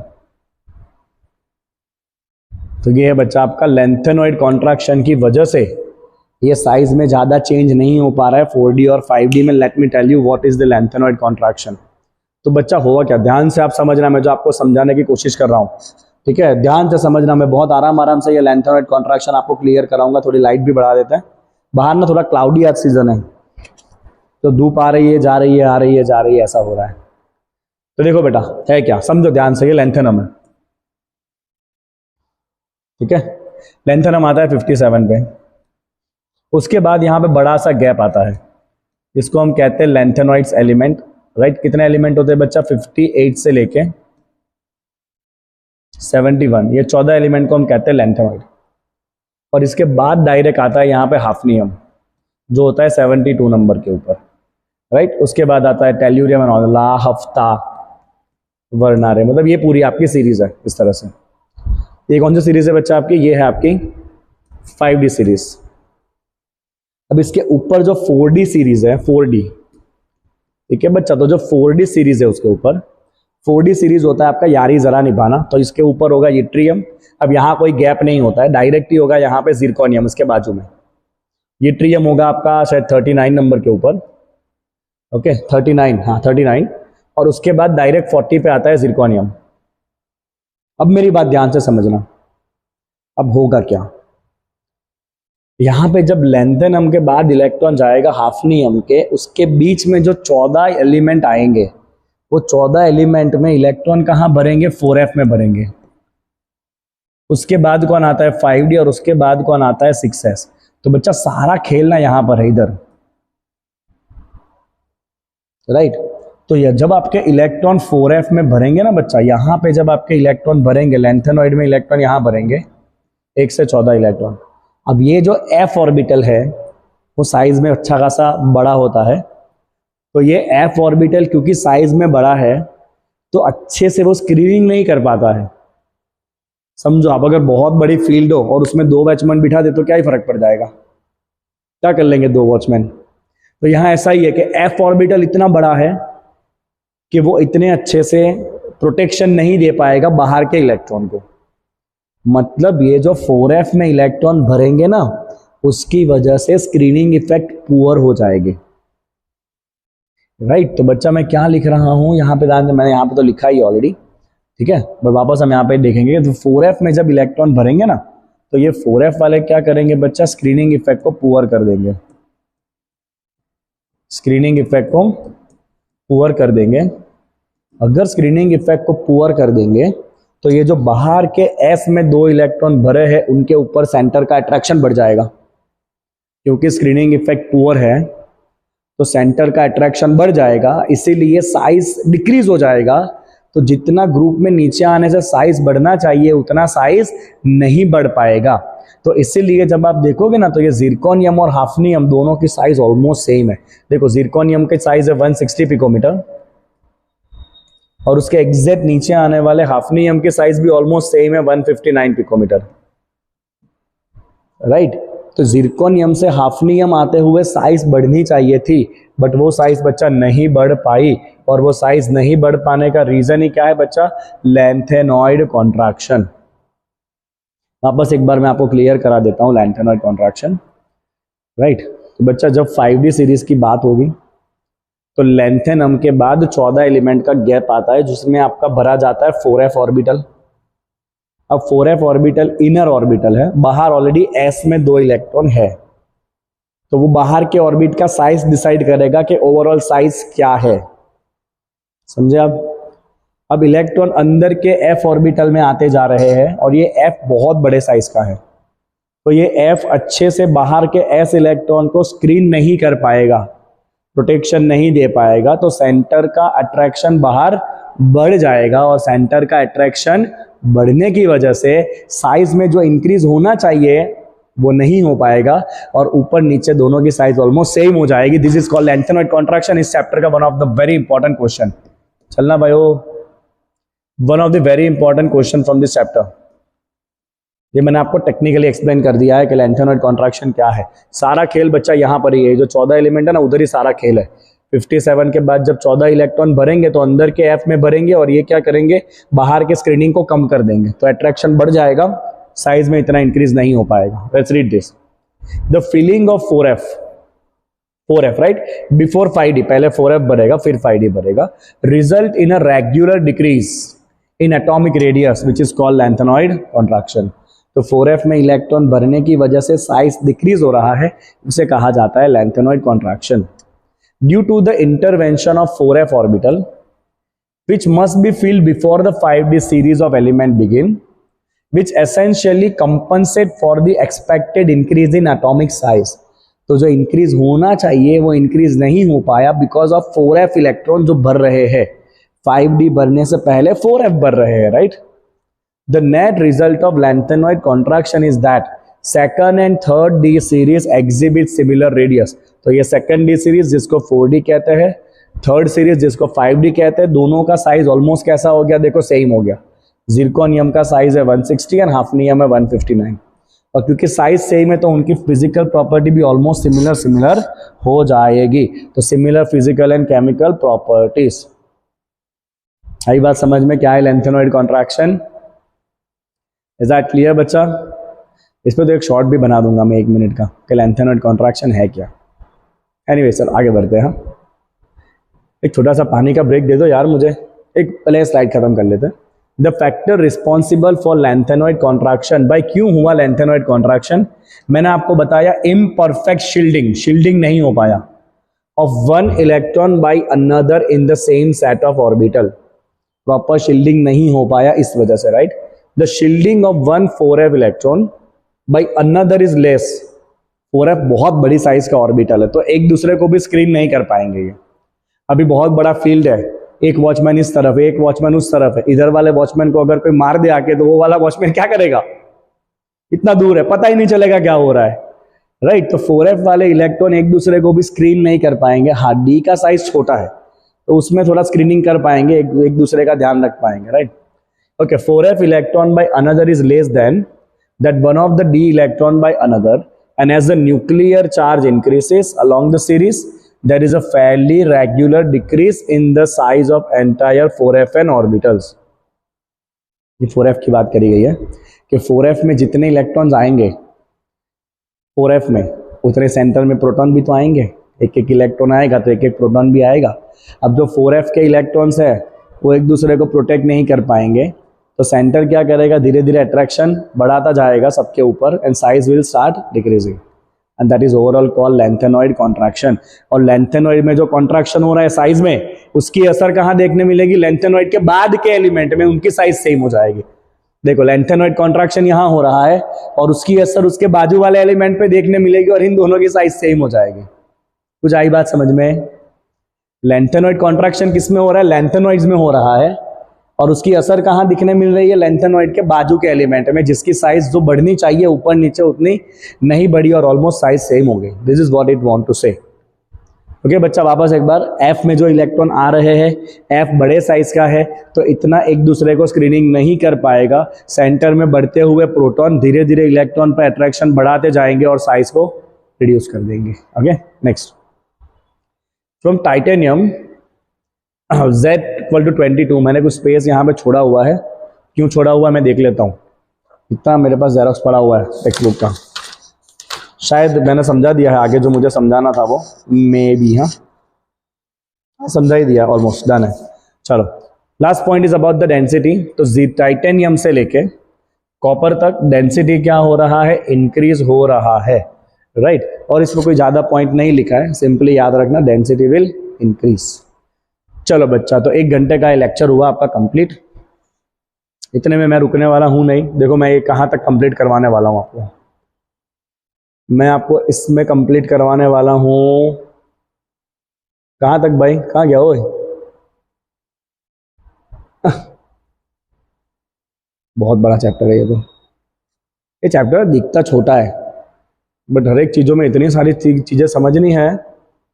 देखते चले, चलाते जाते लेक्चर, जब तक मेरा माइक साथ देगा तब तक क्लास चलता जाएगा। और तो क्या ही कहे आपको, पोस्टमार्टम कर रहे हैं डीएफ ब्लॉक का। चलिए, why do the transition element exhibit higher enthalpy of atomisation? याद करो याद करो, एंथैल्पी ऑफ एटोमाइजेशन ज्यादा क्यों है? वाई? क्योंकि बहुत सारे वैलेंस इलेक्ट्रॉन है और ये सारे इलेक्ट्रॉन मेटालिक बॉन्डिंग में पार्टिसिपेट कर दे रहे हैं, तो फिर एटम अलग कैसे होंगे? Very simple. So because of large number of unpaired electrons, right, they have very strong inter atomic interactions and hence stronger bonding. इसलिए एंथैल्पी भी कैसा होगा, बहुत ही ज्यादा हो जाएगा। तो ये वर्ड आना चाहिए बेटा, हाँ, कि they have very large number of unpaired electron, और सारे अनपेयर्ड इलेक्ट्रॉन बॉन्डिंग में पार्टिसिपेट करके मेटालिक बॉन्डिंग बहुत ही मजबूत कर देंगे, मजबूत। आगे index question, in the series scandium Z21 to zinc 30, the enthalpy of atomization of the zinc is lowest। क्यों भाई जिंक का एंथैल्पी ऑफ एटोमाइजेशन लोवेस्ट क्यों है? इसका कारण है कि जिंक के अंदर अगर आप कॉन्फ़िगरेशन बनाओगे बच्चा, तो जिंक का कॉन्फ़िगरेशन बनेगा 4s2 3d10। तो आप देखो जिंक में कोई अनपेयर्ड इलेक्ट्रॉन है ही नहीं, सब कुछ पैरिंग में है, d10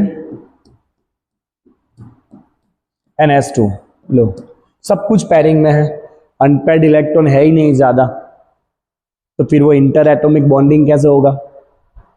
अगर इंटर एटॉमिक बॉन्डिंग नहीं है तो एंथैल्पी कैसे ज्यादा होगा? ऑब्वियसली नहीं होगा। तो हम सिंपली लिखेंगे यहां पे कि due to no unpaired electron, due to no unpaired electron, zinc has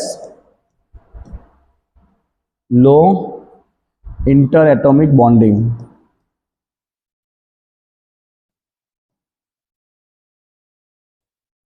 and hence very low value of delta HA, hence very low value of enthalpy of atomisation. तो ये वर्ड आना चाहिए, ठीक है बच्चा, नो अनपेयर्ड इलेक्ट्रॉन, ये word important, अगर ये नहीं आ रहा है तो कोई मार्क आपको मिलने वाला नहीं है। चलिए आगे बढ़ाए बच्चे, चल थोड़ा गाड़ी आगे बढ़ाते हैं। मैं पानी पीने का बोला था आपको, पिया ही नहीं। चलिए एंथैल्पी ऑफ आयोनाइजेशन, इलेक्ट्रॉन निकालने की बात है, अब देखते हैं क्या होता है। अब पता चला आपको मुझे इतना टाइम क्यों लग रहा था ये चैप्टर को लेके आने में, इसलिए क्योंकि ये है इतना डिटेल।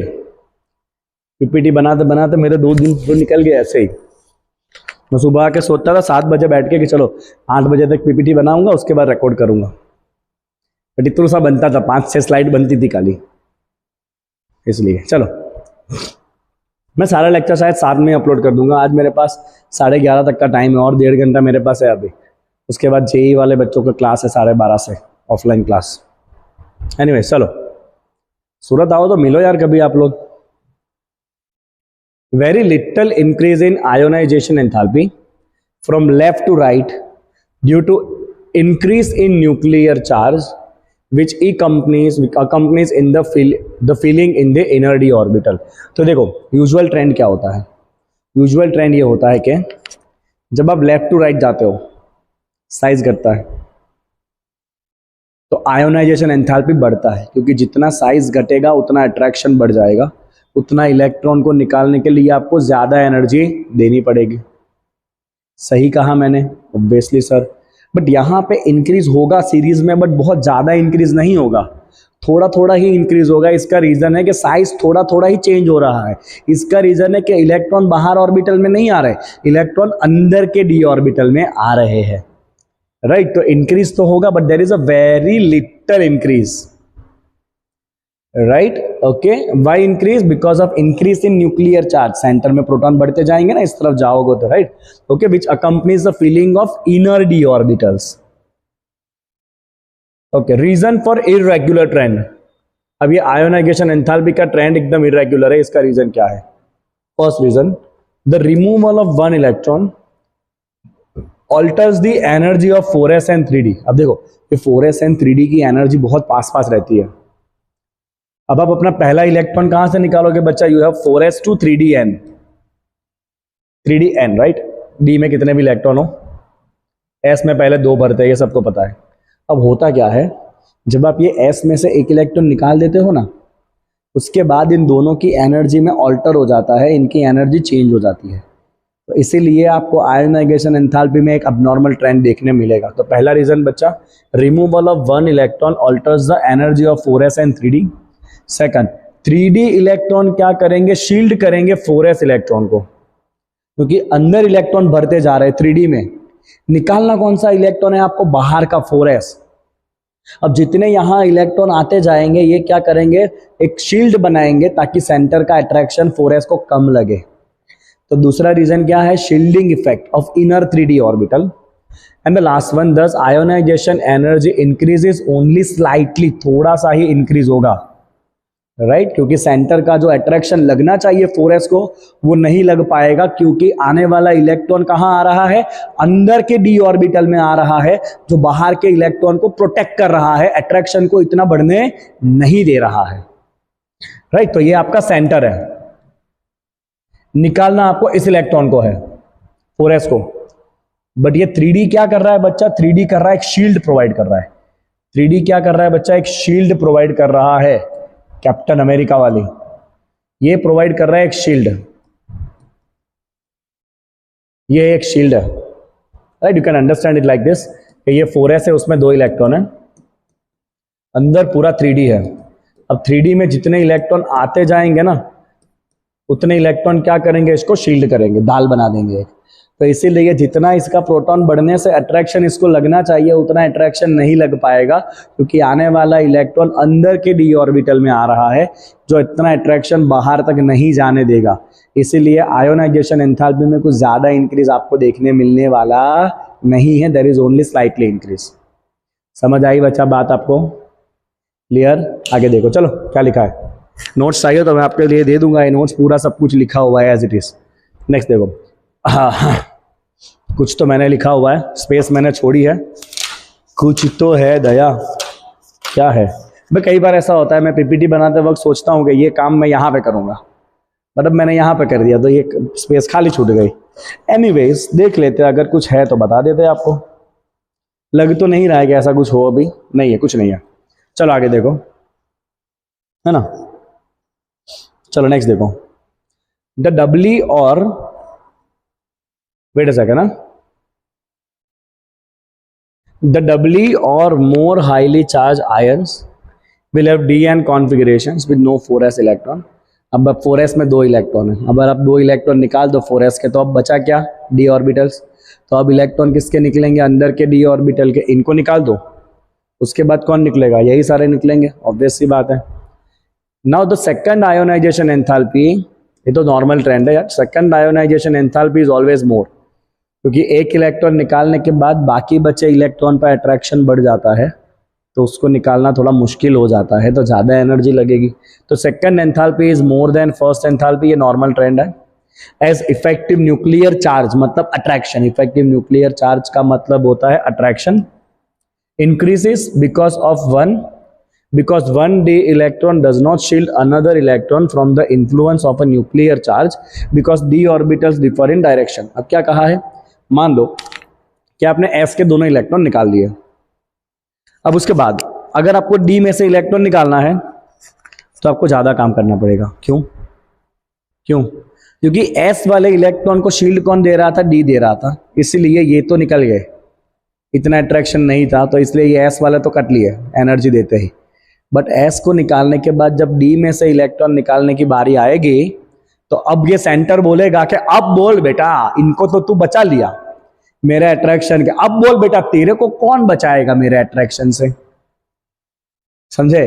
तो जैसे ये s के इलेक्ट्रॉन निकल जाएंगे उसके बाद ये सेंटर क्या करेगा? अब d वाले को पकड़ेगा बराबर, और d वाले बेचारे एक दूसरे को शील्डिंग नहीं कर पाएंगे, क्योंकि एक dxy ऑर्बिटल होता है, एक yz होता है, एक zx होता है, तो सारे d इलेक्ट्रॉन अलग अलग डायरेक्शन में है, तो ये d वाले एक दूसरे को प्रोटेक्शन नहीं दे पाएंगे, इसीलिए d के इलेक्ट्रॉन को निकालना मुश्किल होता है, क्योंकि सेंटर उनको बराबर जकड़ के रखता है। अब बोल बेटा, अब कैसे जाएगा तू बाहर लल्ला? Okay, so very high third ionization enthalpy for manganese and Fe+3 is due to D5। ये तो सिंपल सी बात है। अब बेटा अगर मैं Mn+2 आयन बनाता हूं तो Mn+2 अगर आप बनाओगे ना, आपको आना चाहिए कॉन्फ़िगरेशन बनाना, ये होगा 3D5, क्योंकि मैंगनीज होता है 4s2 25 नंबर, 3D5 2 निकल गए, s2 गया, अब तुमको कहां से निकालना है? D5। भाई D5 हाफ फील्ड है, बहुत स्टेबल होता है, राइट? हाफ फील्ड है ये, इसके बारे में तो सोचना भी मत, हाईली स्टेबल। सिमिलरली Fe होता है बच्चा 26 नंबर, देख Fe होता है 26 नंबर, 26 नंबर मतलब D6s2। अब तुम अगर 3 इलेक्ट्रॉन बच्चा निकाल दिया,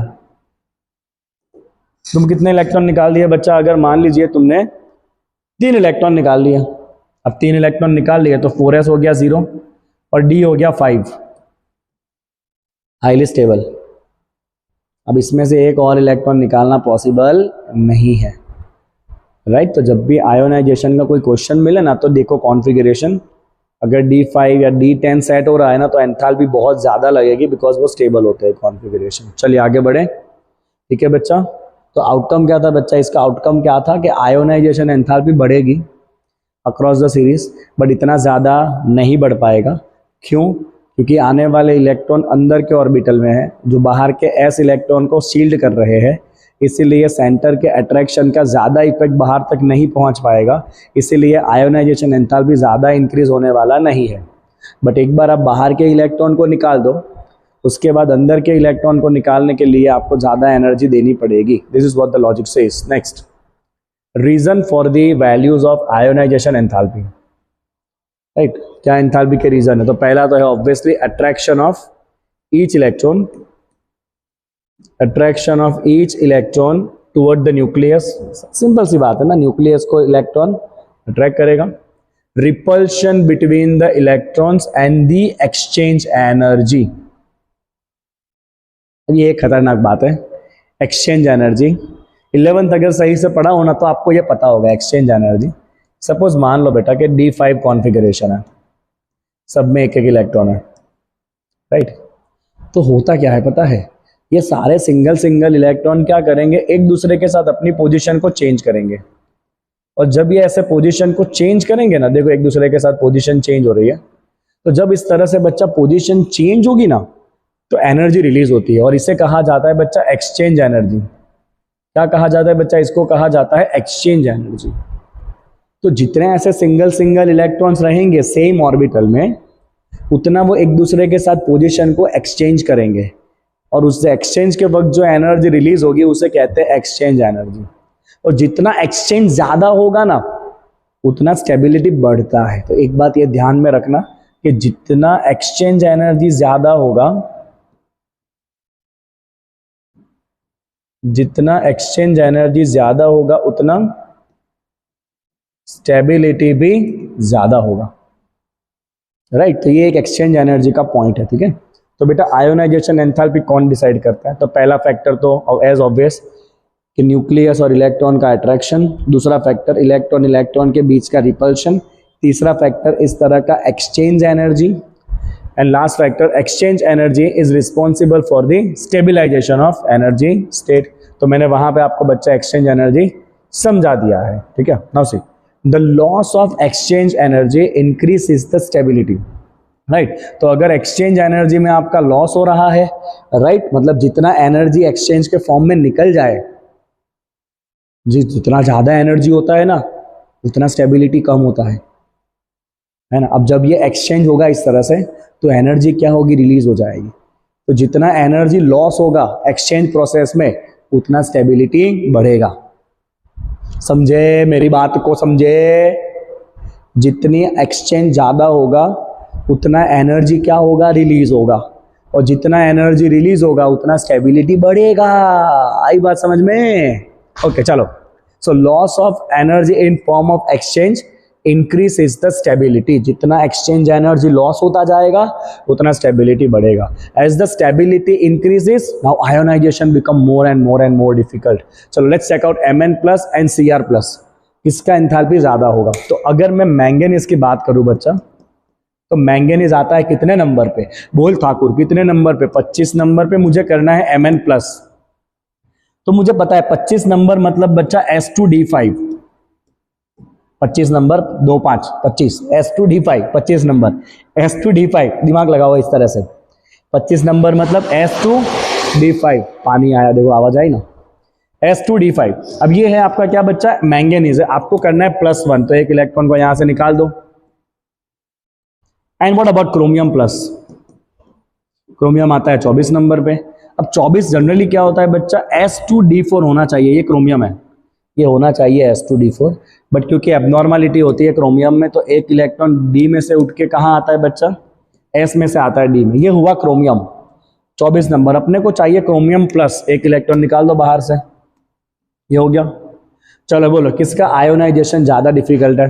अरे बच्चे को पता है सर, इधर से इलेक्ट्रॉन D5 से निकालना है, बहुत स्टेबल होगा ये, कैसे निकालोगे इलेक्ट्रॉन? इधर तो अभी एक इलेक्ट्रॉन S में है, ये निकल जाएगा, राइट। अभी आप यहाँ पे exchange energy maximum, because 5-5 single electron है, मतलब ये ज्यादा से ज्यादा एक्सचेंज करके एनर्जी को छोड़ते जा रहे हैं, मतलब ये बहुत स्टेबल है, ये बहुत स्टेबल है, समझ लो बात को, राइट। तो इसमें से कोई इलेक्ट्रॉन आप निकालने वाले नहीं हो, इसमें से इलेक्ट्रॉन निकाल दो, हाँ के ना, तो ये इलेक्ट्रॉन आराम से निकल जाएगा। This electron is easy to remove, but जबकि ये D5 highly stable, half filled configuration है भाई, हाईली स्टेबल, राइट। माइक साथ देना आज मेरा आखिरी तक, ठीक है बच्चा। तो देखो यहाँ पे सिंपल सी बात है, तो किसका एंथैल्पी ज्यादा हो गया बच्चा? Obviously ionisation enthalpy of chromium plus is very high compare to ionisation enthalpy of Mn plus. चल इधर आ जा, Fe+2 वर्सेस Mn+2। Fe होता है 26 नंबर। अब मेरे बच्चे होशियार हो चुके हैं। 26 बोल क्या होगा, S2D6 +2 चार्ज है, मतलब 2 इलेक्ट्रॉन S के हम निकाल चुके हैं। वाह बच्चे वाह। मैंगनीज वापस 25 नंबर। बोल बच्चा बोल फटाफट, 25 नंबर S2, 2 इलेक्ट्रॉन निकाल देना, भगा दो उसको। D में कितने होंगे, 5, S2D5। अब बोलो किस में से इलेक्ट्रॉन निकालना। देखो भैया यहां पे है अभी D6 है, ठीक है, ये है आपका D6, 1 2 3 4 5 6, और ये ऑलरेडी D5 है। बोलो कहां पे एक्सचेंज एनर्जी सबसे ज्यादा है, 5 सिंगल इलेक्ट्रॉन है, ये बहुत स्टेबल है। यहाँ पे 6 इलेक्ट्रॉन है, अभी एक्सचेंज ये 4 ही लोकेशन पे हो रहा है, मतलब ये 4 ही लोकेशन आपस में पोजीशन चेंज कर रहे हैं, तो एनर्जी कम रिलीज करेंगे, राइट। एनर्जी कम रिलीज करेंगे मतलब ये अभी थोड़ा सा अनस्टेबल है। तो अगर मैं ये 1 इलेक्ट्रॉन को निकाल दूं तो यहां भी 5 सिंगल हो जाएंगे। 5 सिंगल हो गए मतलब एक्सचेंज एनर्जी बढ़ गई, ज्यादा से ज्यादा एनर्जी क्या करेंगे, रिलीज करेंगे। आई बात समझ में, राइट। ये तो ऑलरेडी स्टेबल है, इसमें से इलेक्ट्रॉन नहीं जाएगा, तो इलेक्ट्रॉन कहां से निकलेगा, this electron is easy to remove. Okay, तो अगर आप आयोनाइजेशन एंथैल्पी यहां कंपेयर करोगे तो Fe+2 का कम रहेगा कंपेयर टू Fe+2 का कम रहेगा compare to Mn+2, because Mn+2 में आने वाला है D5, जहां पे क्या है D6। बोल बच्चा आ रही है आपको सारी बातें समझ में, मैं जितना बारीकी से जा रहा हूं। आई होप कि आप बोर नहीं हो रहे हो, राइट। मैं भी चाहूं तो मैं भी ये चैप्टर 1-1.5 घंटे में निपटा सकता हूं, है ना। फायदा क्या, आपको ऐसा फील होगा कि आपको आ गया, पर आएगा नहीं। समझ लो बच्चा, इनऑर्गेनिक केमिस्ट्री में 10 में से टोटल खाली 2 ही चैप्टर रखे गए हैं, एक ये चैप्टर और एक कोऑर्डिनेशन कंपाउंड। कोऑर्डिनेशन भी इतना प्योर इनऑर्गेनिक नहीं आता है, ये प्योरेस्ट इनऑर्गेनिक केमिस्ट्री है, DF ब्लॉक। ध्यान से करना, इस बार अगर जेई नीट एग्जाम में ओमिटेड पोर्शन ओमिट हो गया तो समझ के चलना DF ब्लॉक में से बहुत क्वेश्चन आने वाले हैं, बहुत ज्यादा। समझ के चलना ये बात मेरी। आगे चलते हैं, चलो। So it's all about the ionization enthalpy. Now let's talk about the oxidation states. पूरा भर पढ़ के पढ़ा हुआ है oxidation state. So they have multiple oxidation state. जितने भी बोल्ड है वो सारे स्टेबल ऑक्सीडेशन स्टेट है। तो देखिए स्कैंडियम का एक भी स्टेट स्टेबल है ही नहीं, बिकॉज स्कैंडियम में कुछ भी बोल्ड नहीं है। स्कैंडियम में यूजुअली स्कैंडियम 21 नंबर पे आता है बच्चा। अब तो मेरे बच्चे फटाफट कॉन्फ़िगरेशन लिखेंगे। 21 मतलब S2D1। 21 मतलब क्या, S2D1। मेरा माइक डरा रहा है मुझे। 21 मतलब S2D1। तो ये तीनों इलेक्ट्रॉन निकाल के +3 स्टेट बनाएगा, बट ये +3 स्टेट भी कोई इतना स्टेबल होता नहीं है। चलो टाइटेनियम बच्चा S2D2, 4 इलेक्ट्रॉन है, चारों इलेक्ट्रॉन बॉन्डिंग में पार्टिसिपेट करते हैं। स्टेबल स्टेट कौन सा है, +4। पॉसिबल स्टेट कौन सा है, 2 3 4। वनेडियम, वनेडियम के अंदर होगा बच्चा S2D3, 5 इलेक्ट्रॉन है, 5 के 5 पार्टिसिपेट करके स्टेबल क्या बनेगा, +5। कौन कौन से और पॉसिबल है, 2 3 4 5। सिमिलरली क्रोमियम होगा बच्चा आपका S1D5, अब नॉर्मली होती है ना। टोटल बाहर 6 इलेक्ट्रॉन है, तो स्टेबल स्टेट इसका होता है +6, और इसका एक और स्टेबल स्टेट होता है जो है +3। इसके सिवाय कौन से स्टेट है इसके पास, क्रोमियम के पास 2 3 4 5 6। 2 कब आएगा, जब खाली S के इलेक्ट्रॉन पार्टिसिपेट करे तो 2, और अगर D वाले भी पार्टिसिपेट करने लगे तो 2 3 4 5 6 तक, राइट। मैंगनीज, मैंगनीज होगा आपका S2D5। अगर खाली S पार्टिसिपेट करे तो +2, और अगर सारे पार्टिसिपेट करे तो स्टेबल कौन सा, +7। इन बिटवीन भी सारे स्टेट मिलते हैं 2 3 4 5 6 7। अब देखो ऑक्सीडेशन स्टेट कम हो रहा है, यहां तक ऑक्सीडेशन स्टेट बढ़ते गए 3 4 5 6 7। और अब Fe के बाद क्या होगा, Fe के बाद वो इलेक्ट्रॉन पेयर में आ जाएंगे। Fe के बाद क्या होगा बच्चा, Fe में होगा S2D6। अब तुम समझो ध्यान से, D6 अगर मैं इसका कॉन्फ़िगरेशन बनाऊं ना तो कैसे बनेगा, कहाँ लिखूं यार मैं, late me right it here, S2D6। ऊपर लिखूं, ऊपर लिखते, चलो ये कलर लेते हैं। Fe ऐसा होगा आपका S2, और D में जो इलेक्ट्रॉन है ना वो पेयर हुए, 1 2 3 4 5 और ये 6। तो ये हो गया आपका S2D6। अब ये जो इलेक्ट्रॉन है ना, ये बॉन्डिंग में पार्टिसिपेट नहीं करेंगे, तो इसीलिए इसका मैक्सिमम स्टेट कितना है बच्चा, 2 3 4 5 6। देख लो इसका मैक्सिमम स्टेट क्या है, 6, राइट। और शुरू कहाँ से होता है, 2 से, एंड दो स्टेबल स्टेट है इसका 2 3 4। स्टेबल स्टेट कौन सा है, 2 3, और मैक्सिमम स्टेट जो मैंने आपको समझाया उस तरह से मैक्सिमम स्टेट क्या है, 6 है। Now similarly if you right for the cobalt, cobalt के दो स्टेबल स्टेट 2 and 3, राइट, और ये 4 भी ऑक्सीडेशन स्टेट है, स्टेबल नहीं है। निकल का एक ही स्टेट स्टेबल है, वो है +2, और दो स्टेट है 3 4। कॉपर का एक ही स्टेट स्टेबल है विच इज +2, और दूसरा स्टेट होता है +1 जो अनस्टेबल है। एंड जिंक का एक ही स्टेबल स्टेट है जो है +2, और कोई जिंक के पास ऑक्सीडेशन स्टेट्स नहीं होते हैं। Check out, scandium is virtually unknown, and देखिए स्कैंडियम 2 स्टेट में अननोन है, एंड टाइटेनियम, क्योंकि स्कैंडियम में 2 ही इलेक्ट्रॉन पार्टिसिपेट करे, ये बहुत रेयर है। स्कैंडियम में जाएंगे तो तीनों जाएंगे, नहीं तो कोई नहीं जाएगा, तो इसीलिए स्कैंडियम +2 आपको जनरली देखने मिलता नहीं है। And titanium 4 is more stable then titanium 2 3 and 4। Titanium 4 ज़्यादा स्टेबल है, क्योंकि पार्टिसिपेट करेंगे तो चारों ही इलेक्ट्रॉन निकल लेंगे। Only oxidation state of zinc is +2, क्योंकि जिंक में डी वाले इलेक्ट्रॉन पार्टिसिपेट होंगे नहीं।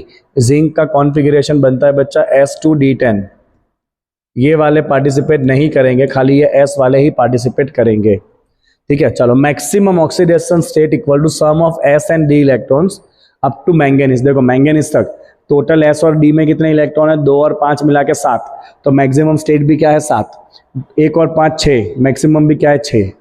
तो देखो आप मैंगनीज तक सब में ऐसा ही होगा, जो टोटल इलेक्ट्रॉन है वही आपका स्टेबल ऑक्सीडेशन या मैक्सिमम स्टेट है। मैंगनीज के बाद फिर ये ट्रेंड आपको ऑब्जर्व करने में नहीं मिलने वाला है। Okay, now check out other states. तो टाइटेनियम आपको +4 देखने मिलेगा, बट इन सम कैटायंस, ध्यान से देखो, तो टाइटेनियम +4 स्टेट मिलेगा किसके अंदर, TiO2 में। वनेडियम +5 मिलेगा किसके अंदर, VO2+ में। क्रोमियम आपको 6 स्टेट में मिलेगा किसके अंदर, CrO4-2 में। मैंगनीज आपको 7 स्टेट में मिलेगा किसमें, MnO4- में। तो ये जो सारे आपके ऑक्सो कैटायंस हैं, oxo cation has maximum state of, oxo cation has maximum state of the ions. Oxo cation में आयन अपने मैक्सिमम ऑक्सीडेशन स्टेट में होते हैं, राइट। और यहाँ पे आप देखो oxidation number is differing by 1 unit, 2 के बाद 3 के बाद 4 के बाद 5 के बाद 6, एक एक यूनिट का डिफरेंस है। जबकि नॉर्मली P ब्लॉक में, S ब्लॉक में 2 का डिफरेंस होता है, because of inert pair effect. जाने दो, भूल जाओ, यहाँ पे एक एक कितना डिफरेंस है, एक एक का यहाँ पे डिफरेंस होता है ऑक्सीडेशन स्टेट में। चलो आगे कंटिन्यू करेंगे थियरी को। Okay, check out. Now higher oxidation states are favored only by the heavier member। तो जो heavier members है ना ग्रुप में, उसके ही higher oxidation state होते हैं। फॉर एग्जाम्पल इन ग्रुप 6, देखो ध्यान से, ग्रुप नंबर 6, तो ग्रुप नंबर 6 में आप अगर कॉन्फ़िगरेशन लिखोगे ना बच्चा, ग्रुप 6 मतलब D4 and S2, तो टोटल 6 इलेक्ट्रॉन है। तो ग्रुप 6 में जो पहले ऊपर आता है ना क्रोमियम +6, वो क्रोमियम +6 इतना स्टेबल नहीं है। तो क्रोमियम अगर +6 में है ना, तो वो वहां से घट के नीचे आ जाएगा, क्योंकि वो स्टेबल नहीं है। देखो ग्रुप नंबर 6 के एलिमेंट इस तरह से बचा आपके पास, ऊपर होता है क्रोमियम, क्रोमियम के नीचे होता है मोलिब्डेनम, मोलिब्डेनम के नीचे होता है टंगस्टन। तो क्रोमियम अपने D6 स्टेट में स्टेबल नहीं है। +6 अगर निकाल दिया क्रोमियम ने, तो क्रोमियम +6 अनस्टेबल है। तो क्रोमियम +6 खुद घट के किस में कन्वर्ट हो जाएगा, +3 में, खुद रिड्यूस हो जाएगा, दूसरे को क्या करेगा, ऑक्सीडाइज करेगा। तो इसीलिए क्रोमियम +6 कैसा है, बहुत ही स्ट्रॉन्ग ऑक्सीडाइजिंग नेचर में है। उसके नीचे जो एलिमेंट है ना, ये वाले मोलिब्डेनम एंड टंगस्टन, इनका +6 स्टेबल है, क्योंकि हैवी मेंबर जो है वो +6 स्टेट को स्टेबल कर लेंगे। बट ये छोटे छोटे मेंबर इतना हाई ऑक्सीडेशन स्टेट स्टेबल नहीं कर पाएंगे, घटेंगे, खुद रिड्यूस होंगे, दूसरे को बोलेंगे ऑक्सीडाइज हो भाई तू, ठीक है। आगे, low oxidation states in a complex compound having ligand capable of pi acceptor character in addition to the sigma bonding. तो बच्चा ये अगले चैप्टर में आप सीखोगे, कुछ ऐसे लिगैंड्स हैं, राइट, जो इलेक्ट्रॉन पेयर दे के सिग्मा बॉन्डिंग करते हैं, और साथ में इलेक्ट्रॉन पेयर लेके पाई बॉन्डिंग भी करते हैं, राइट। तो यहाँ पे देखो इलेक्ट्रॉन दिया एक हाथ से और एक हाथ से इलेक्ट्रॉन लिया, तो इसीलिए मेटल का ऑक्सीडेशन स्टेट ज़्यादा चेंज होने वाला नहीं है। अगर मेटल इलेक्ट्रॉन ले रहा है तो साथ में इलेक्ट्रॉन दे भी रहा है, तो उस केस में मेटल का ऑक्सीडेशन नंबर बहुत कम होगा। जैसे कि ये कंपाउंड देखो NiCO4, ये CO जो है ना वो पाई बॉन्ड बनाता है, हम आपको अगले चैप्टर में इसके बारे में सिखाएंगे। तो ये CO खुद न्यूट्रल होता है, तो निकल का भी ऑक्सीडेशन नंबर होगा 0। सेम है, यहाँ भी CO न्यूट्रल होता है तो Fe का ऑक्सीडेशन नंबर क्या होगा 0। मतलब Fe 0 स्टेट में तो भी वो 5-5 कार्बन मोनोऑक्साइड के साथ जुड़ सकता है, क्योंकि सारा खेल होने वाला है पाई बॉन्ड का। अब मैं अगले चैप्टर में इसको सीखेंगे, ठीक है। चलो example, name the element which does not exhibit variable oxidation state. तो कौन है जिसके पास वेरिएबल ऑक्सीडेशन स्टेट नहीं है? ट्रांजिशन एलिमेंट का है। अब अगर तुम गलती से भी जिंक आंसर लिख दिए ना, जिंक ट्रांजिशन होता ही नहीं है, याद करो। लास्ट वाला एलिमेंट ट्रांजिशन नहीं कहा जाता है, समझे कि नहीं? तो आंसर इसका एक ही है, और वो कौन सा है? स्कैंडियम। स्कैंडियम के पास एक ही ऑक्सीडेशन स्टेट है जो है +3।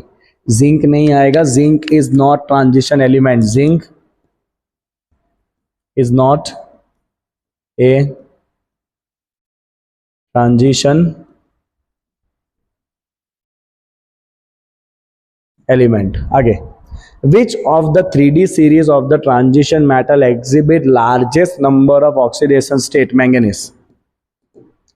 मैंगनीज, मैंगनीज चालू होता है 2 से 3, 4, 5, 6 एंड 7 बाई रीजन। तो रीजन क्या है बच्चा? रीजन यही है कि मैंगनीज क्योंकि आता है 25 नंबर के ऊपर, जो मैंने आपको सिखाया बच्चा 25 नंबर आप ऐसे लिख दो, उसमें S में 2 इलेक्ट्रॉन है और B में 5 इलेक्ट्रॉन है, तो total it has 7 electrons in outer shell, 7 electron in outer orbitals.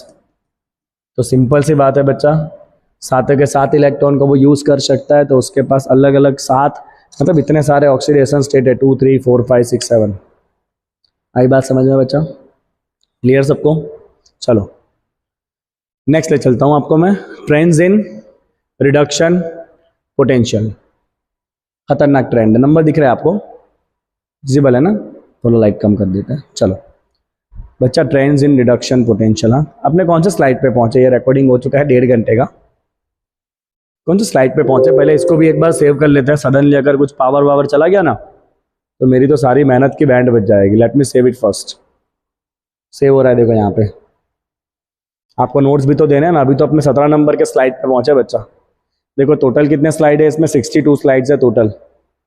और बच्चा मैं सच में कह रहा हूँ, हर एक स्लाइड में आपको इतने चीज़ें डिस्कशन करनी है ना, तो अगर फटाफट उड़ा के चला जाऊँ ना आगे, तो फिर कोई फायदा नहीं है चैप्टर पढ़ने का, क्योंकि है चीज़ें इतनी डिटेल में इसके अंदर।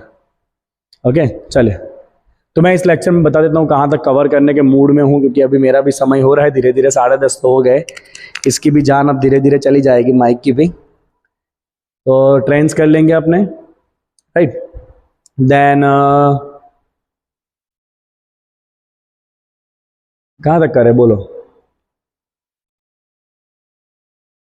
यहाँ तक कर लेंगे। मैग्नेटिक प्रॉपर्टी से अगले क्लास में करेंगे, ठीक है, क्योंकि वो एक पूरा सिंपल टॉपिक उसके बाद शुरू होगा। डी ब्लॉक 2 पार्ट में डिवाइड कर लेंगे। तो ये मैग्नेटिक प्रॉपर्टी से अपने अगले क्लास में लेंगे ये सारे topic, magnetic property, coloured ion, complex compound, right, alloy formation, फिर ये पोटेशियम डाइक्रोमेट, पोटेशियम परमैंगनेट, ये सब अपने अगले क्लास में करेंगे। और फिर एक और क्लास करेंगे अपने एफ ब्लॉक के लिए। And then we have exercise questions, बहुत सारे एक्सरसाइज में भी क्वेश्चंस है इस चैप्टर में। चलो बच्चा वापस आ जाते हैं अपने ट्रेंड्स के ऊपर। तो ये ट्रेंड्स है रिडक्शन होने का। क्या ट्रेंड्स है बच्चा? रिडक्शन होने का ट्रेंड है, मतलब रिड्यूसिंग एजेंट नहीं, सॉरी, खुद रिड्यूस होगा कि नहीं होगा, खुद +2 में से 0 बनेगा कि नहीं बनेगा, उसका ट्रेंड है। अब आप एक बात, मेरी बात ध्यान से समझ लो, मेरी बात ध्यान से समझ लेना बच्चा बहुत अच्छे से। अगर ये आ गया तो आपको बहुत सारे प्रॉब्लम सॉल्व हो जाएंगे, नहीं तो आप फंसते ही रह जाओगे इसमें। अगर मान लीजिए बच्चा कि आपको पोटेंशियल दिया है,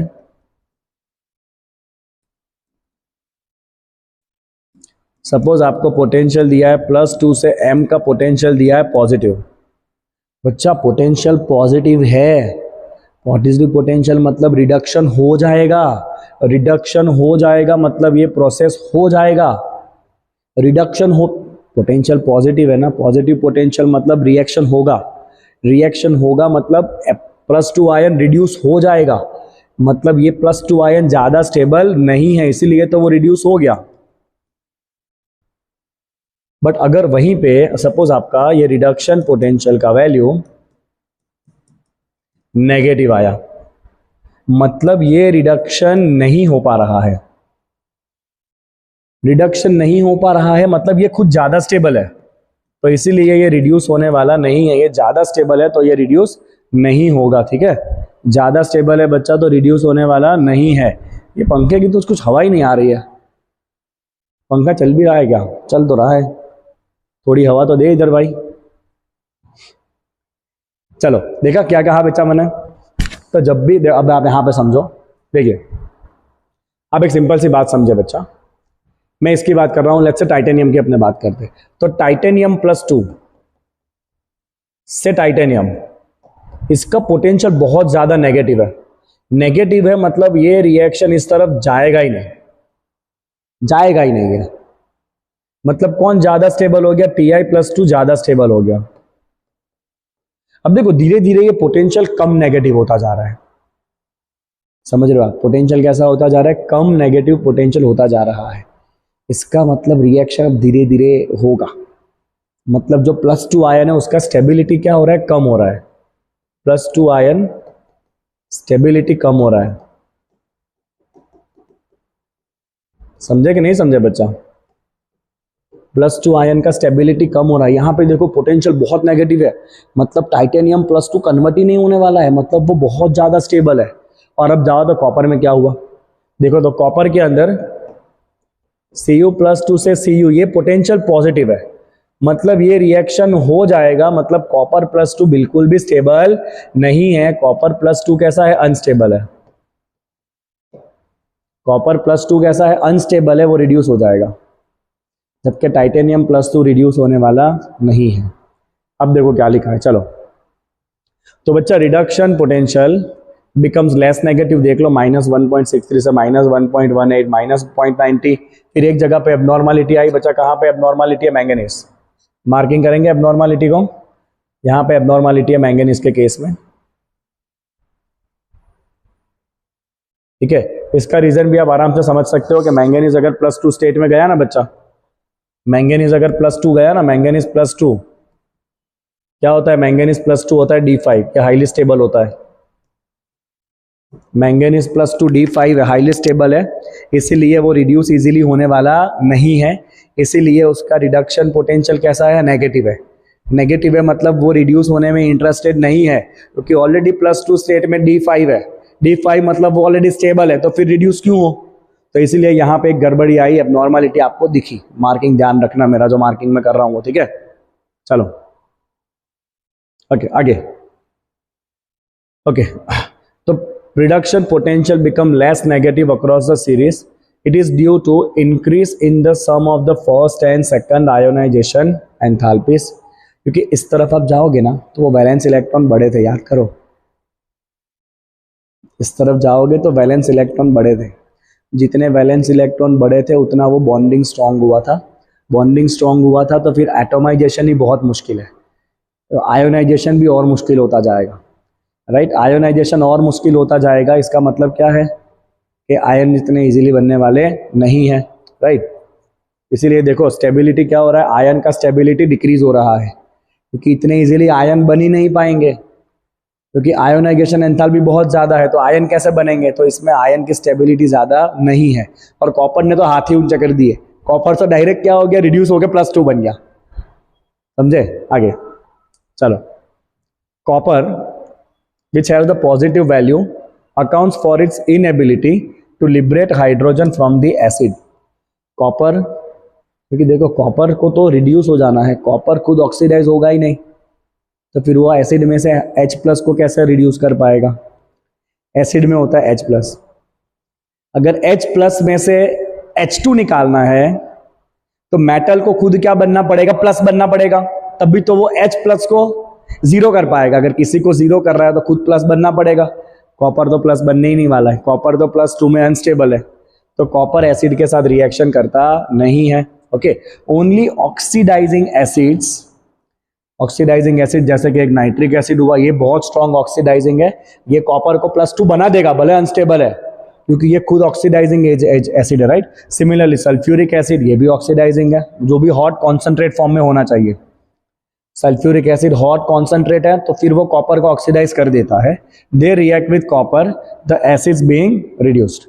the high energy to transform copper solid to copper +2 aqueous is not balance by its hydration enthalpy. तो भाई समझो, कॉपर क्यों +2 नहीं बन रहा है? कॉपर की बहुत प्रॉब्लम है, सब कुछ डिस्कशन कॉपर के लिए ही चल रहा है। तो कॉपर क्यों +2 नहीं बन रहा है? कारण क्या है उसका?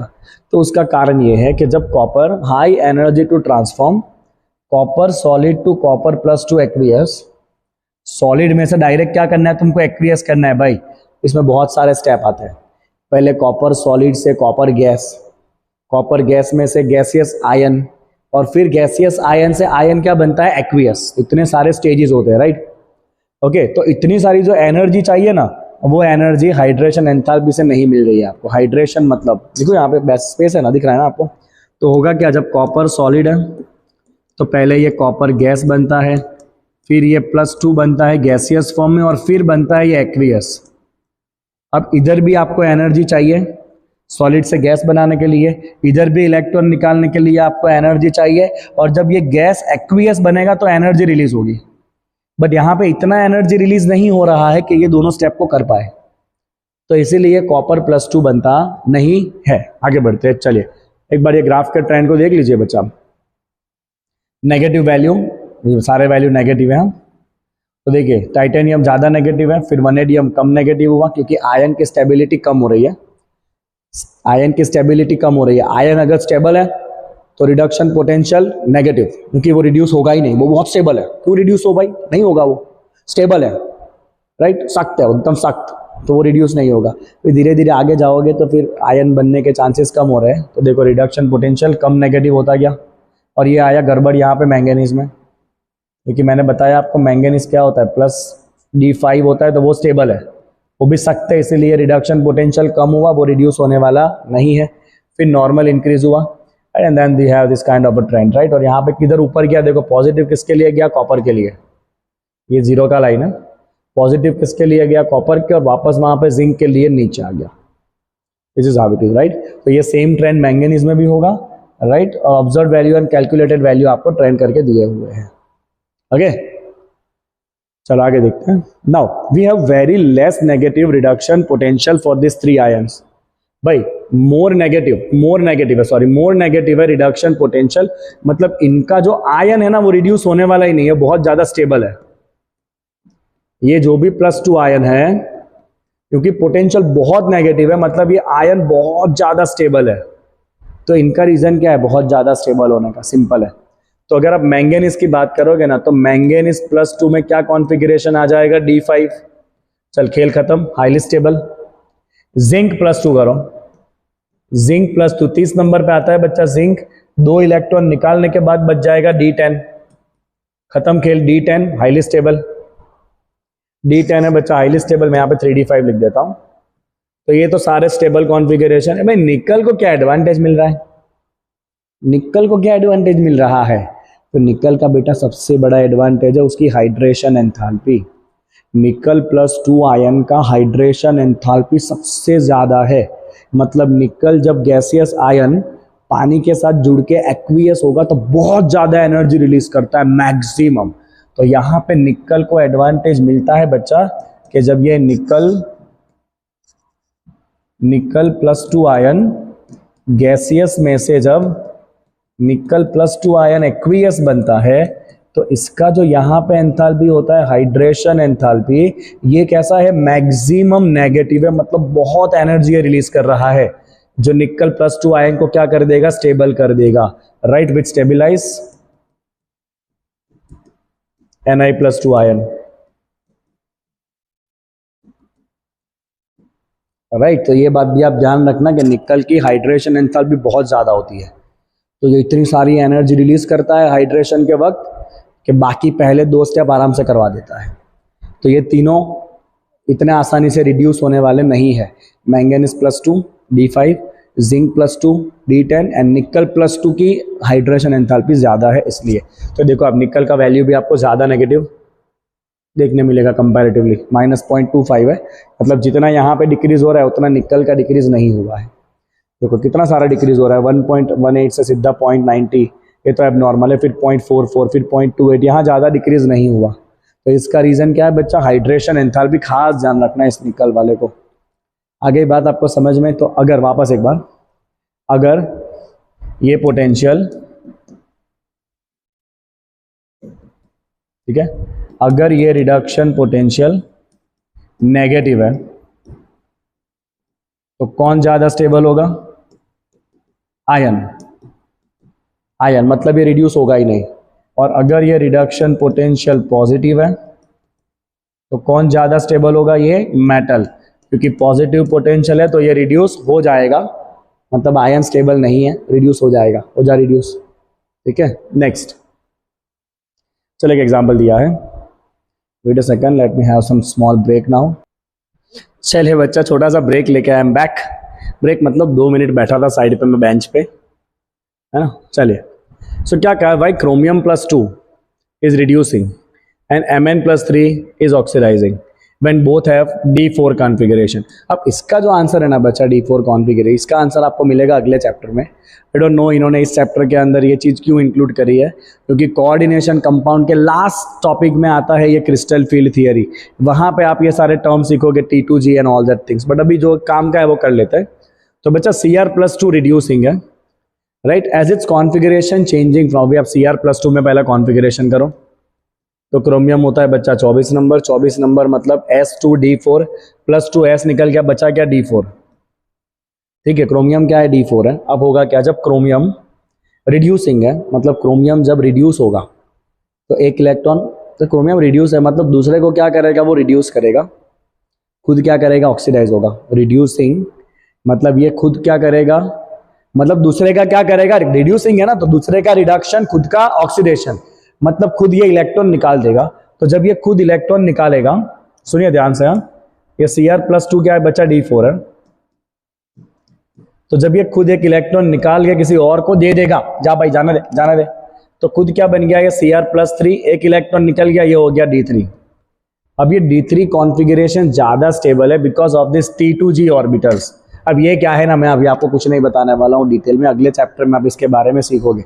अभी आप इतना ध्यान रखिए खाली कि ये D3 आया बच्चा, D3 का मतलब है ये हाफ फील्ड कॉन्फ़िगरेशन बनेगा T2G3 and Eg0। What is it? Half filled configuration. तो जो D3 होगा ना, it is half field T2G orbital. ये T2G कैसा बना? हाफ फील्ड बना। देखो हाफ फील्ड, अगले चैप्टर में इसका डिटेल डिस्कशन है, ठीक है। On the other hand, if I talk about बच्चा Mn+3, ध्यान देना, तो मैंगनीज मतलब 25 नंबर, 25 नंबर मतलब 25 नंबर मतलब 25, 3 इलेक्ट्रॉन निकाल दो, 2 गए, 5 में से 1 गया, क्या बचा? ये भी है D4। अब ये जब ये खुद कैसा है? नेचर में ऑक्सीडाइजिंग है, मतलब दूसरे को ऑक्सीडाइज करेगा, खुद रिड्यूस होगा, मतलब खुद इलेक्ट्रॉन लेगा। रिडक्शन मतलब इलेक्ट्रॉन लेना, तो ये खुद इलेक्ट्रॉन ले लेगा, क्योंकि जब ये एक इलेक्ट्रॉन लेगा तो ये बन जाएगा D5, और आपका जाना पहचाना D5 मतलब हाफ फील्ड कॉन्फ़िगरेशन। अब मुझे भी अभी तक ये बात पता नहीं चली कि इन्होंने एक आंसर लिखा है on the basis of crystal field theory और दूसरा आंसर लिखा on the basis of the simple chemistry valence bond theory. But anyways exam के पॉइंट ऑफ व्यू से इसको अभी याद रख लेना, ठीक है। This is half filled configuration, right. तो इसको आप एग्जाम पॉइंट ऑफ व्यू से याद कर लो, बहुत है, ठीक है। तो ध्यान रखना बच्चा, क्रोमियम +2 भी D4 है। अब ये एक इलेक्ट्रॉन किसी को दे देगा, चल निकल, तो खुद में से इलेक्ट्रॉन निकाल दिया, खुद का क्या हो गया? ऑक्सीडेशन। इलेक्ट्रॉन निकाला तो हो गया D3। D3 मतलब half field T2G orbital stable. जबकि मैंगनीज+2 की बात करें, D4 है, उसके पास भी एक इलेक्ट्रॉन लेगा, आने दे, एक इलेक्ट्रॉन रिड्यूस होगा, राइट, खुद रिड्यूस होगा तो सामने वाले को क्या करेगा? ऑक्सीडाइज, मतलब ये नेचर में कैसा है? ऑक्सीडाइजिंग है, क्योंकि एक इलेक्ट्रॉन लेके D4 से D5 हो गया। D5 मतलब हाफ फील्ड स्टेबिलिटी, ठीक है। चल आगे। Now this reduction value of copper is positive, मतलब कॉपर रिड्यूस हो जाएगा। क्यों भाई? What is the reason? तो रीजन आपको सिंपली पता है, कि जो कॉपर का हाइड्रेशन एंथैल्पी है वो बहुत कम है, right. Very less delta H of hydration of copper +2। Copper जब पानी के साथ जुड़ेगा तो इतनी एनर्जी रिलीज नहीं करेगा, right. So very less hydration enthalpy of copper +2 which is not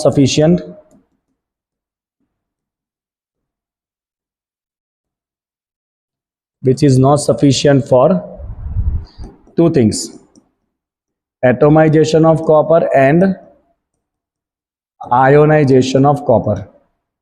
तो ये पहले दो स्टेप में पहले एटोमाइज करना पड़ता है, फिर आयोनाइज करना पड़ता है, फिर हाइड्रेशन होता है।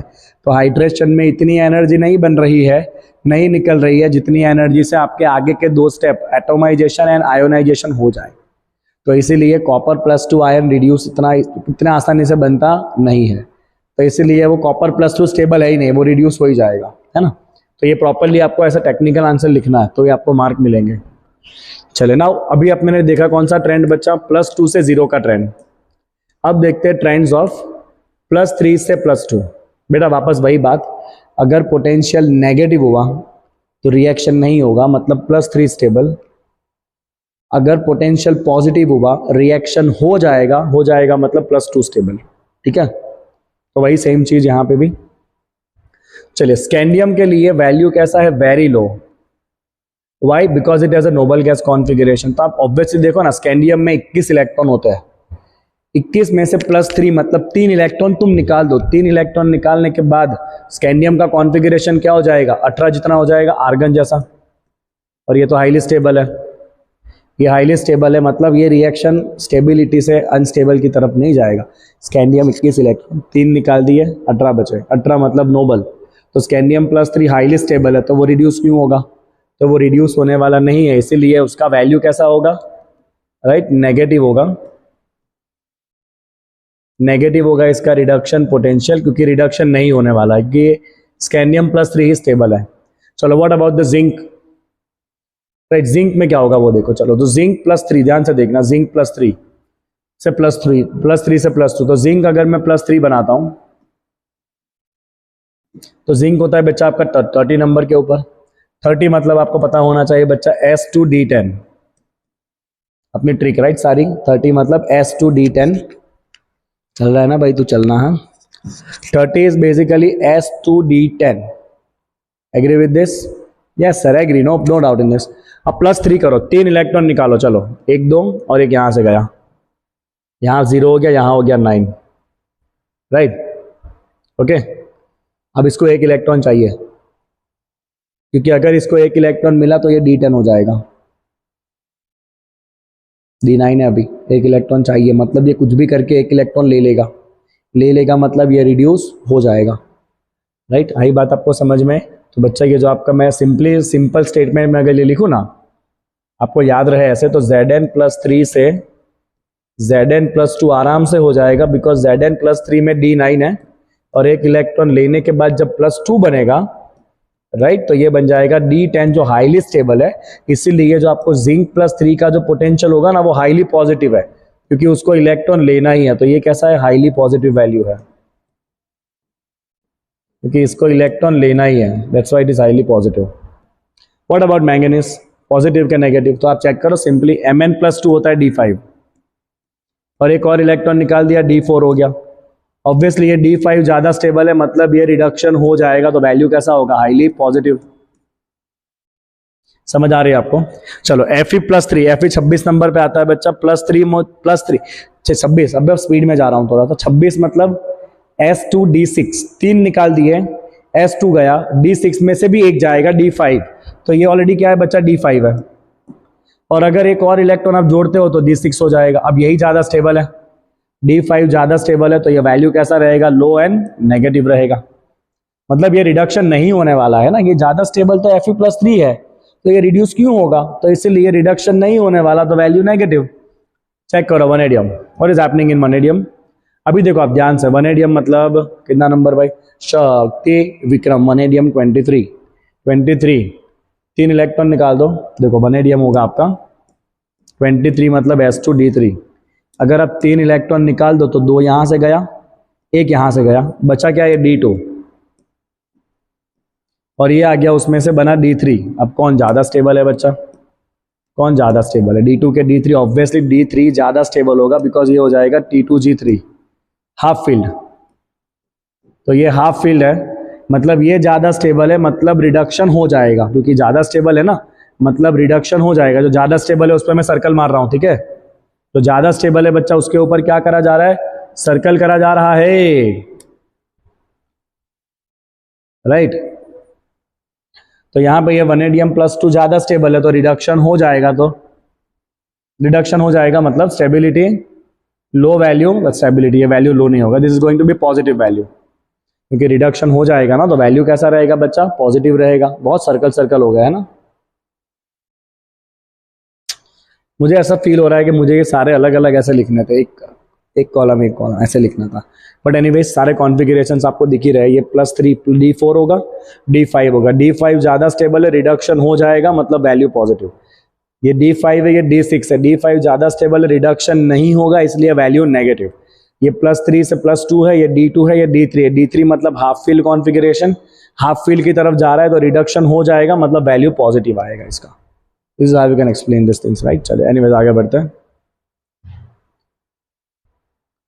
Trends in stability of higher oxidation state.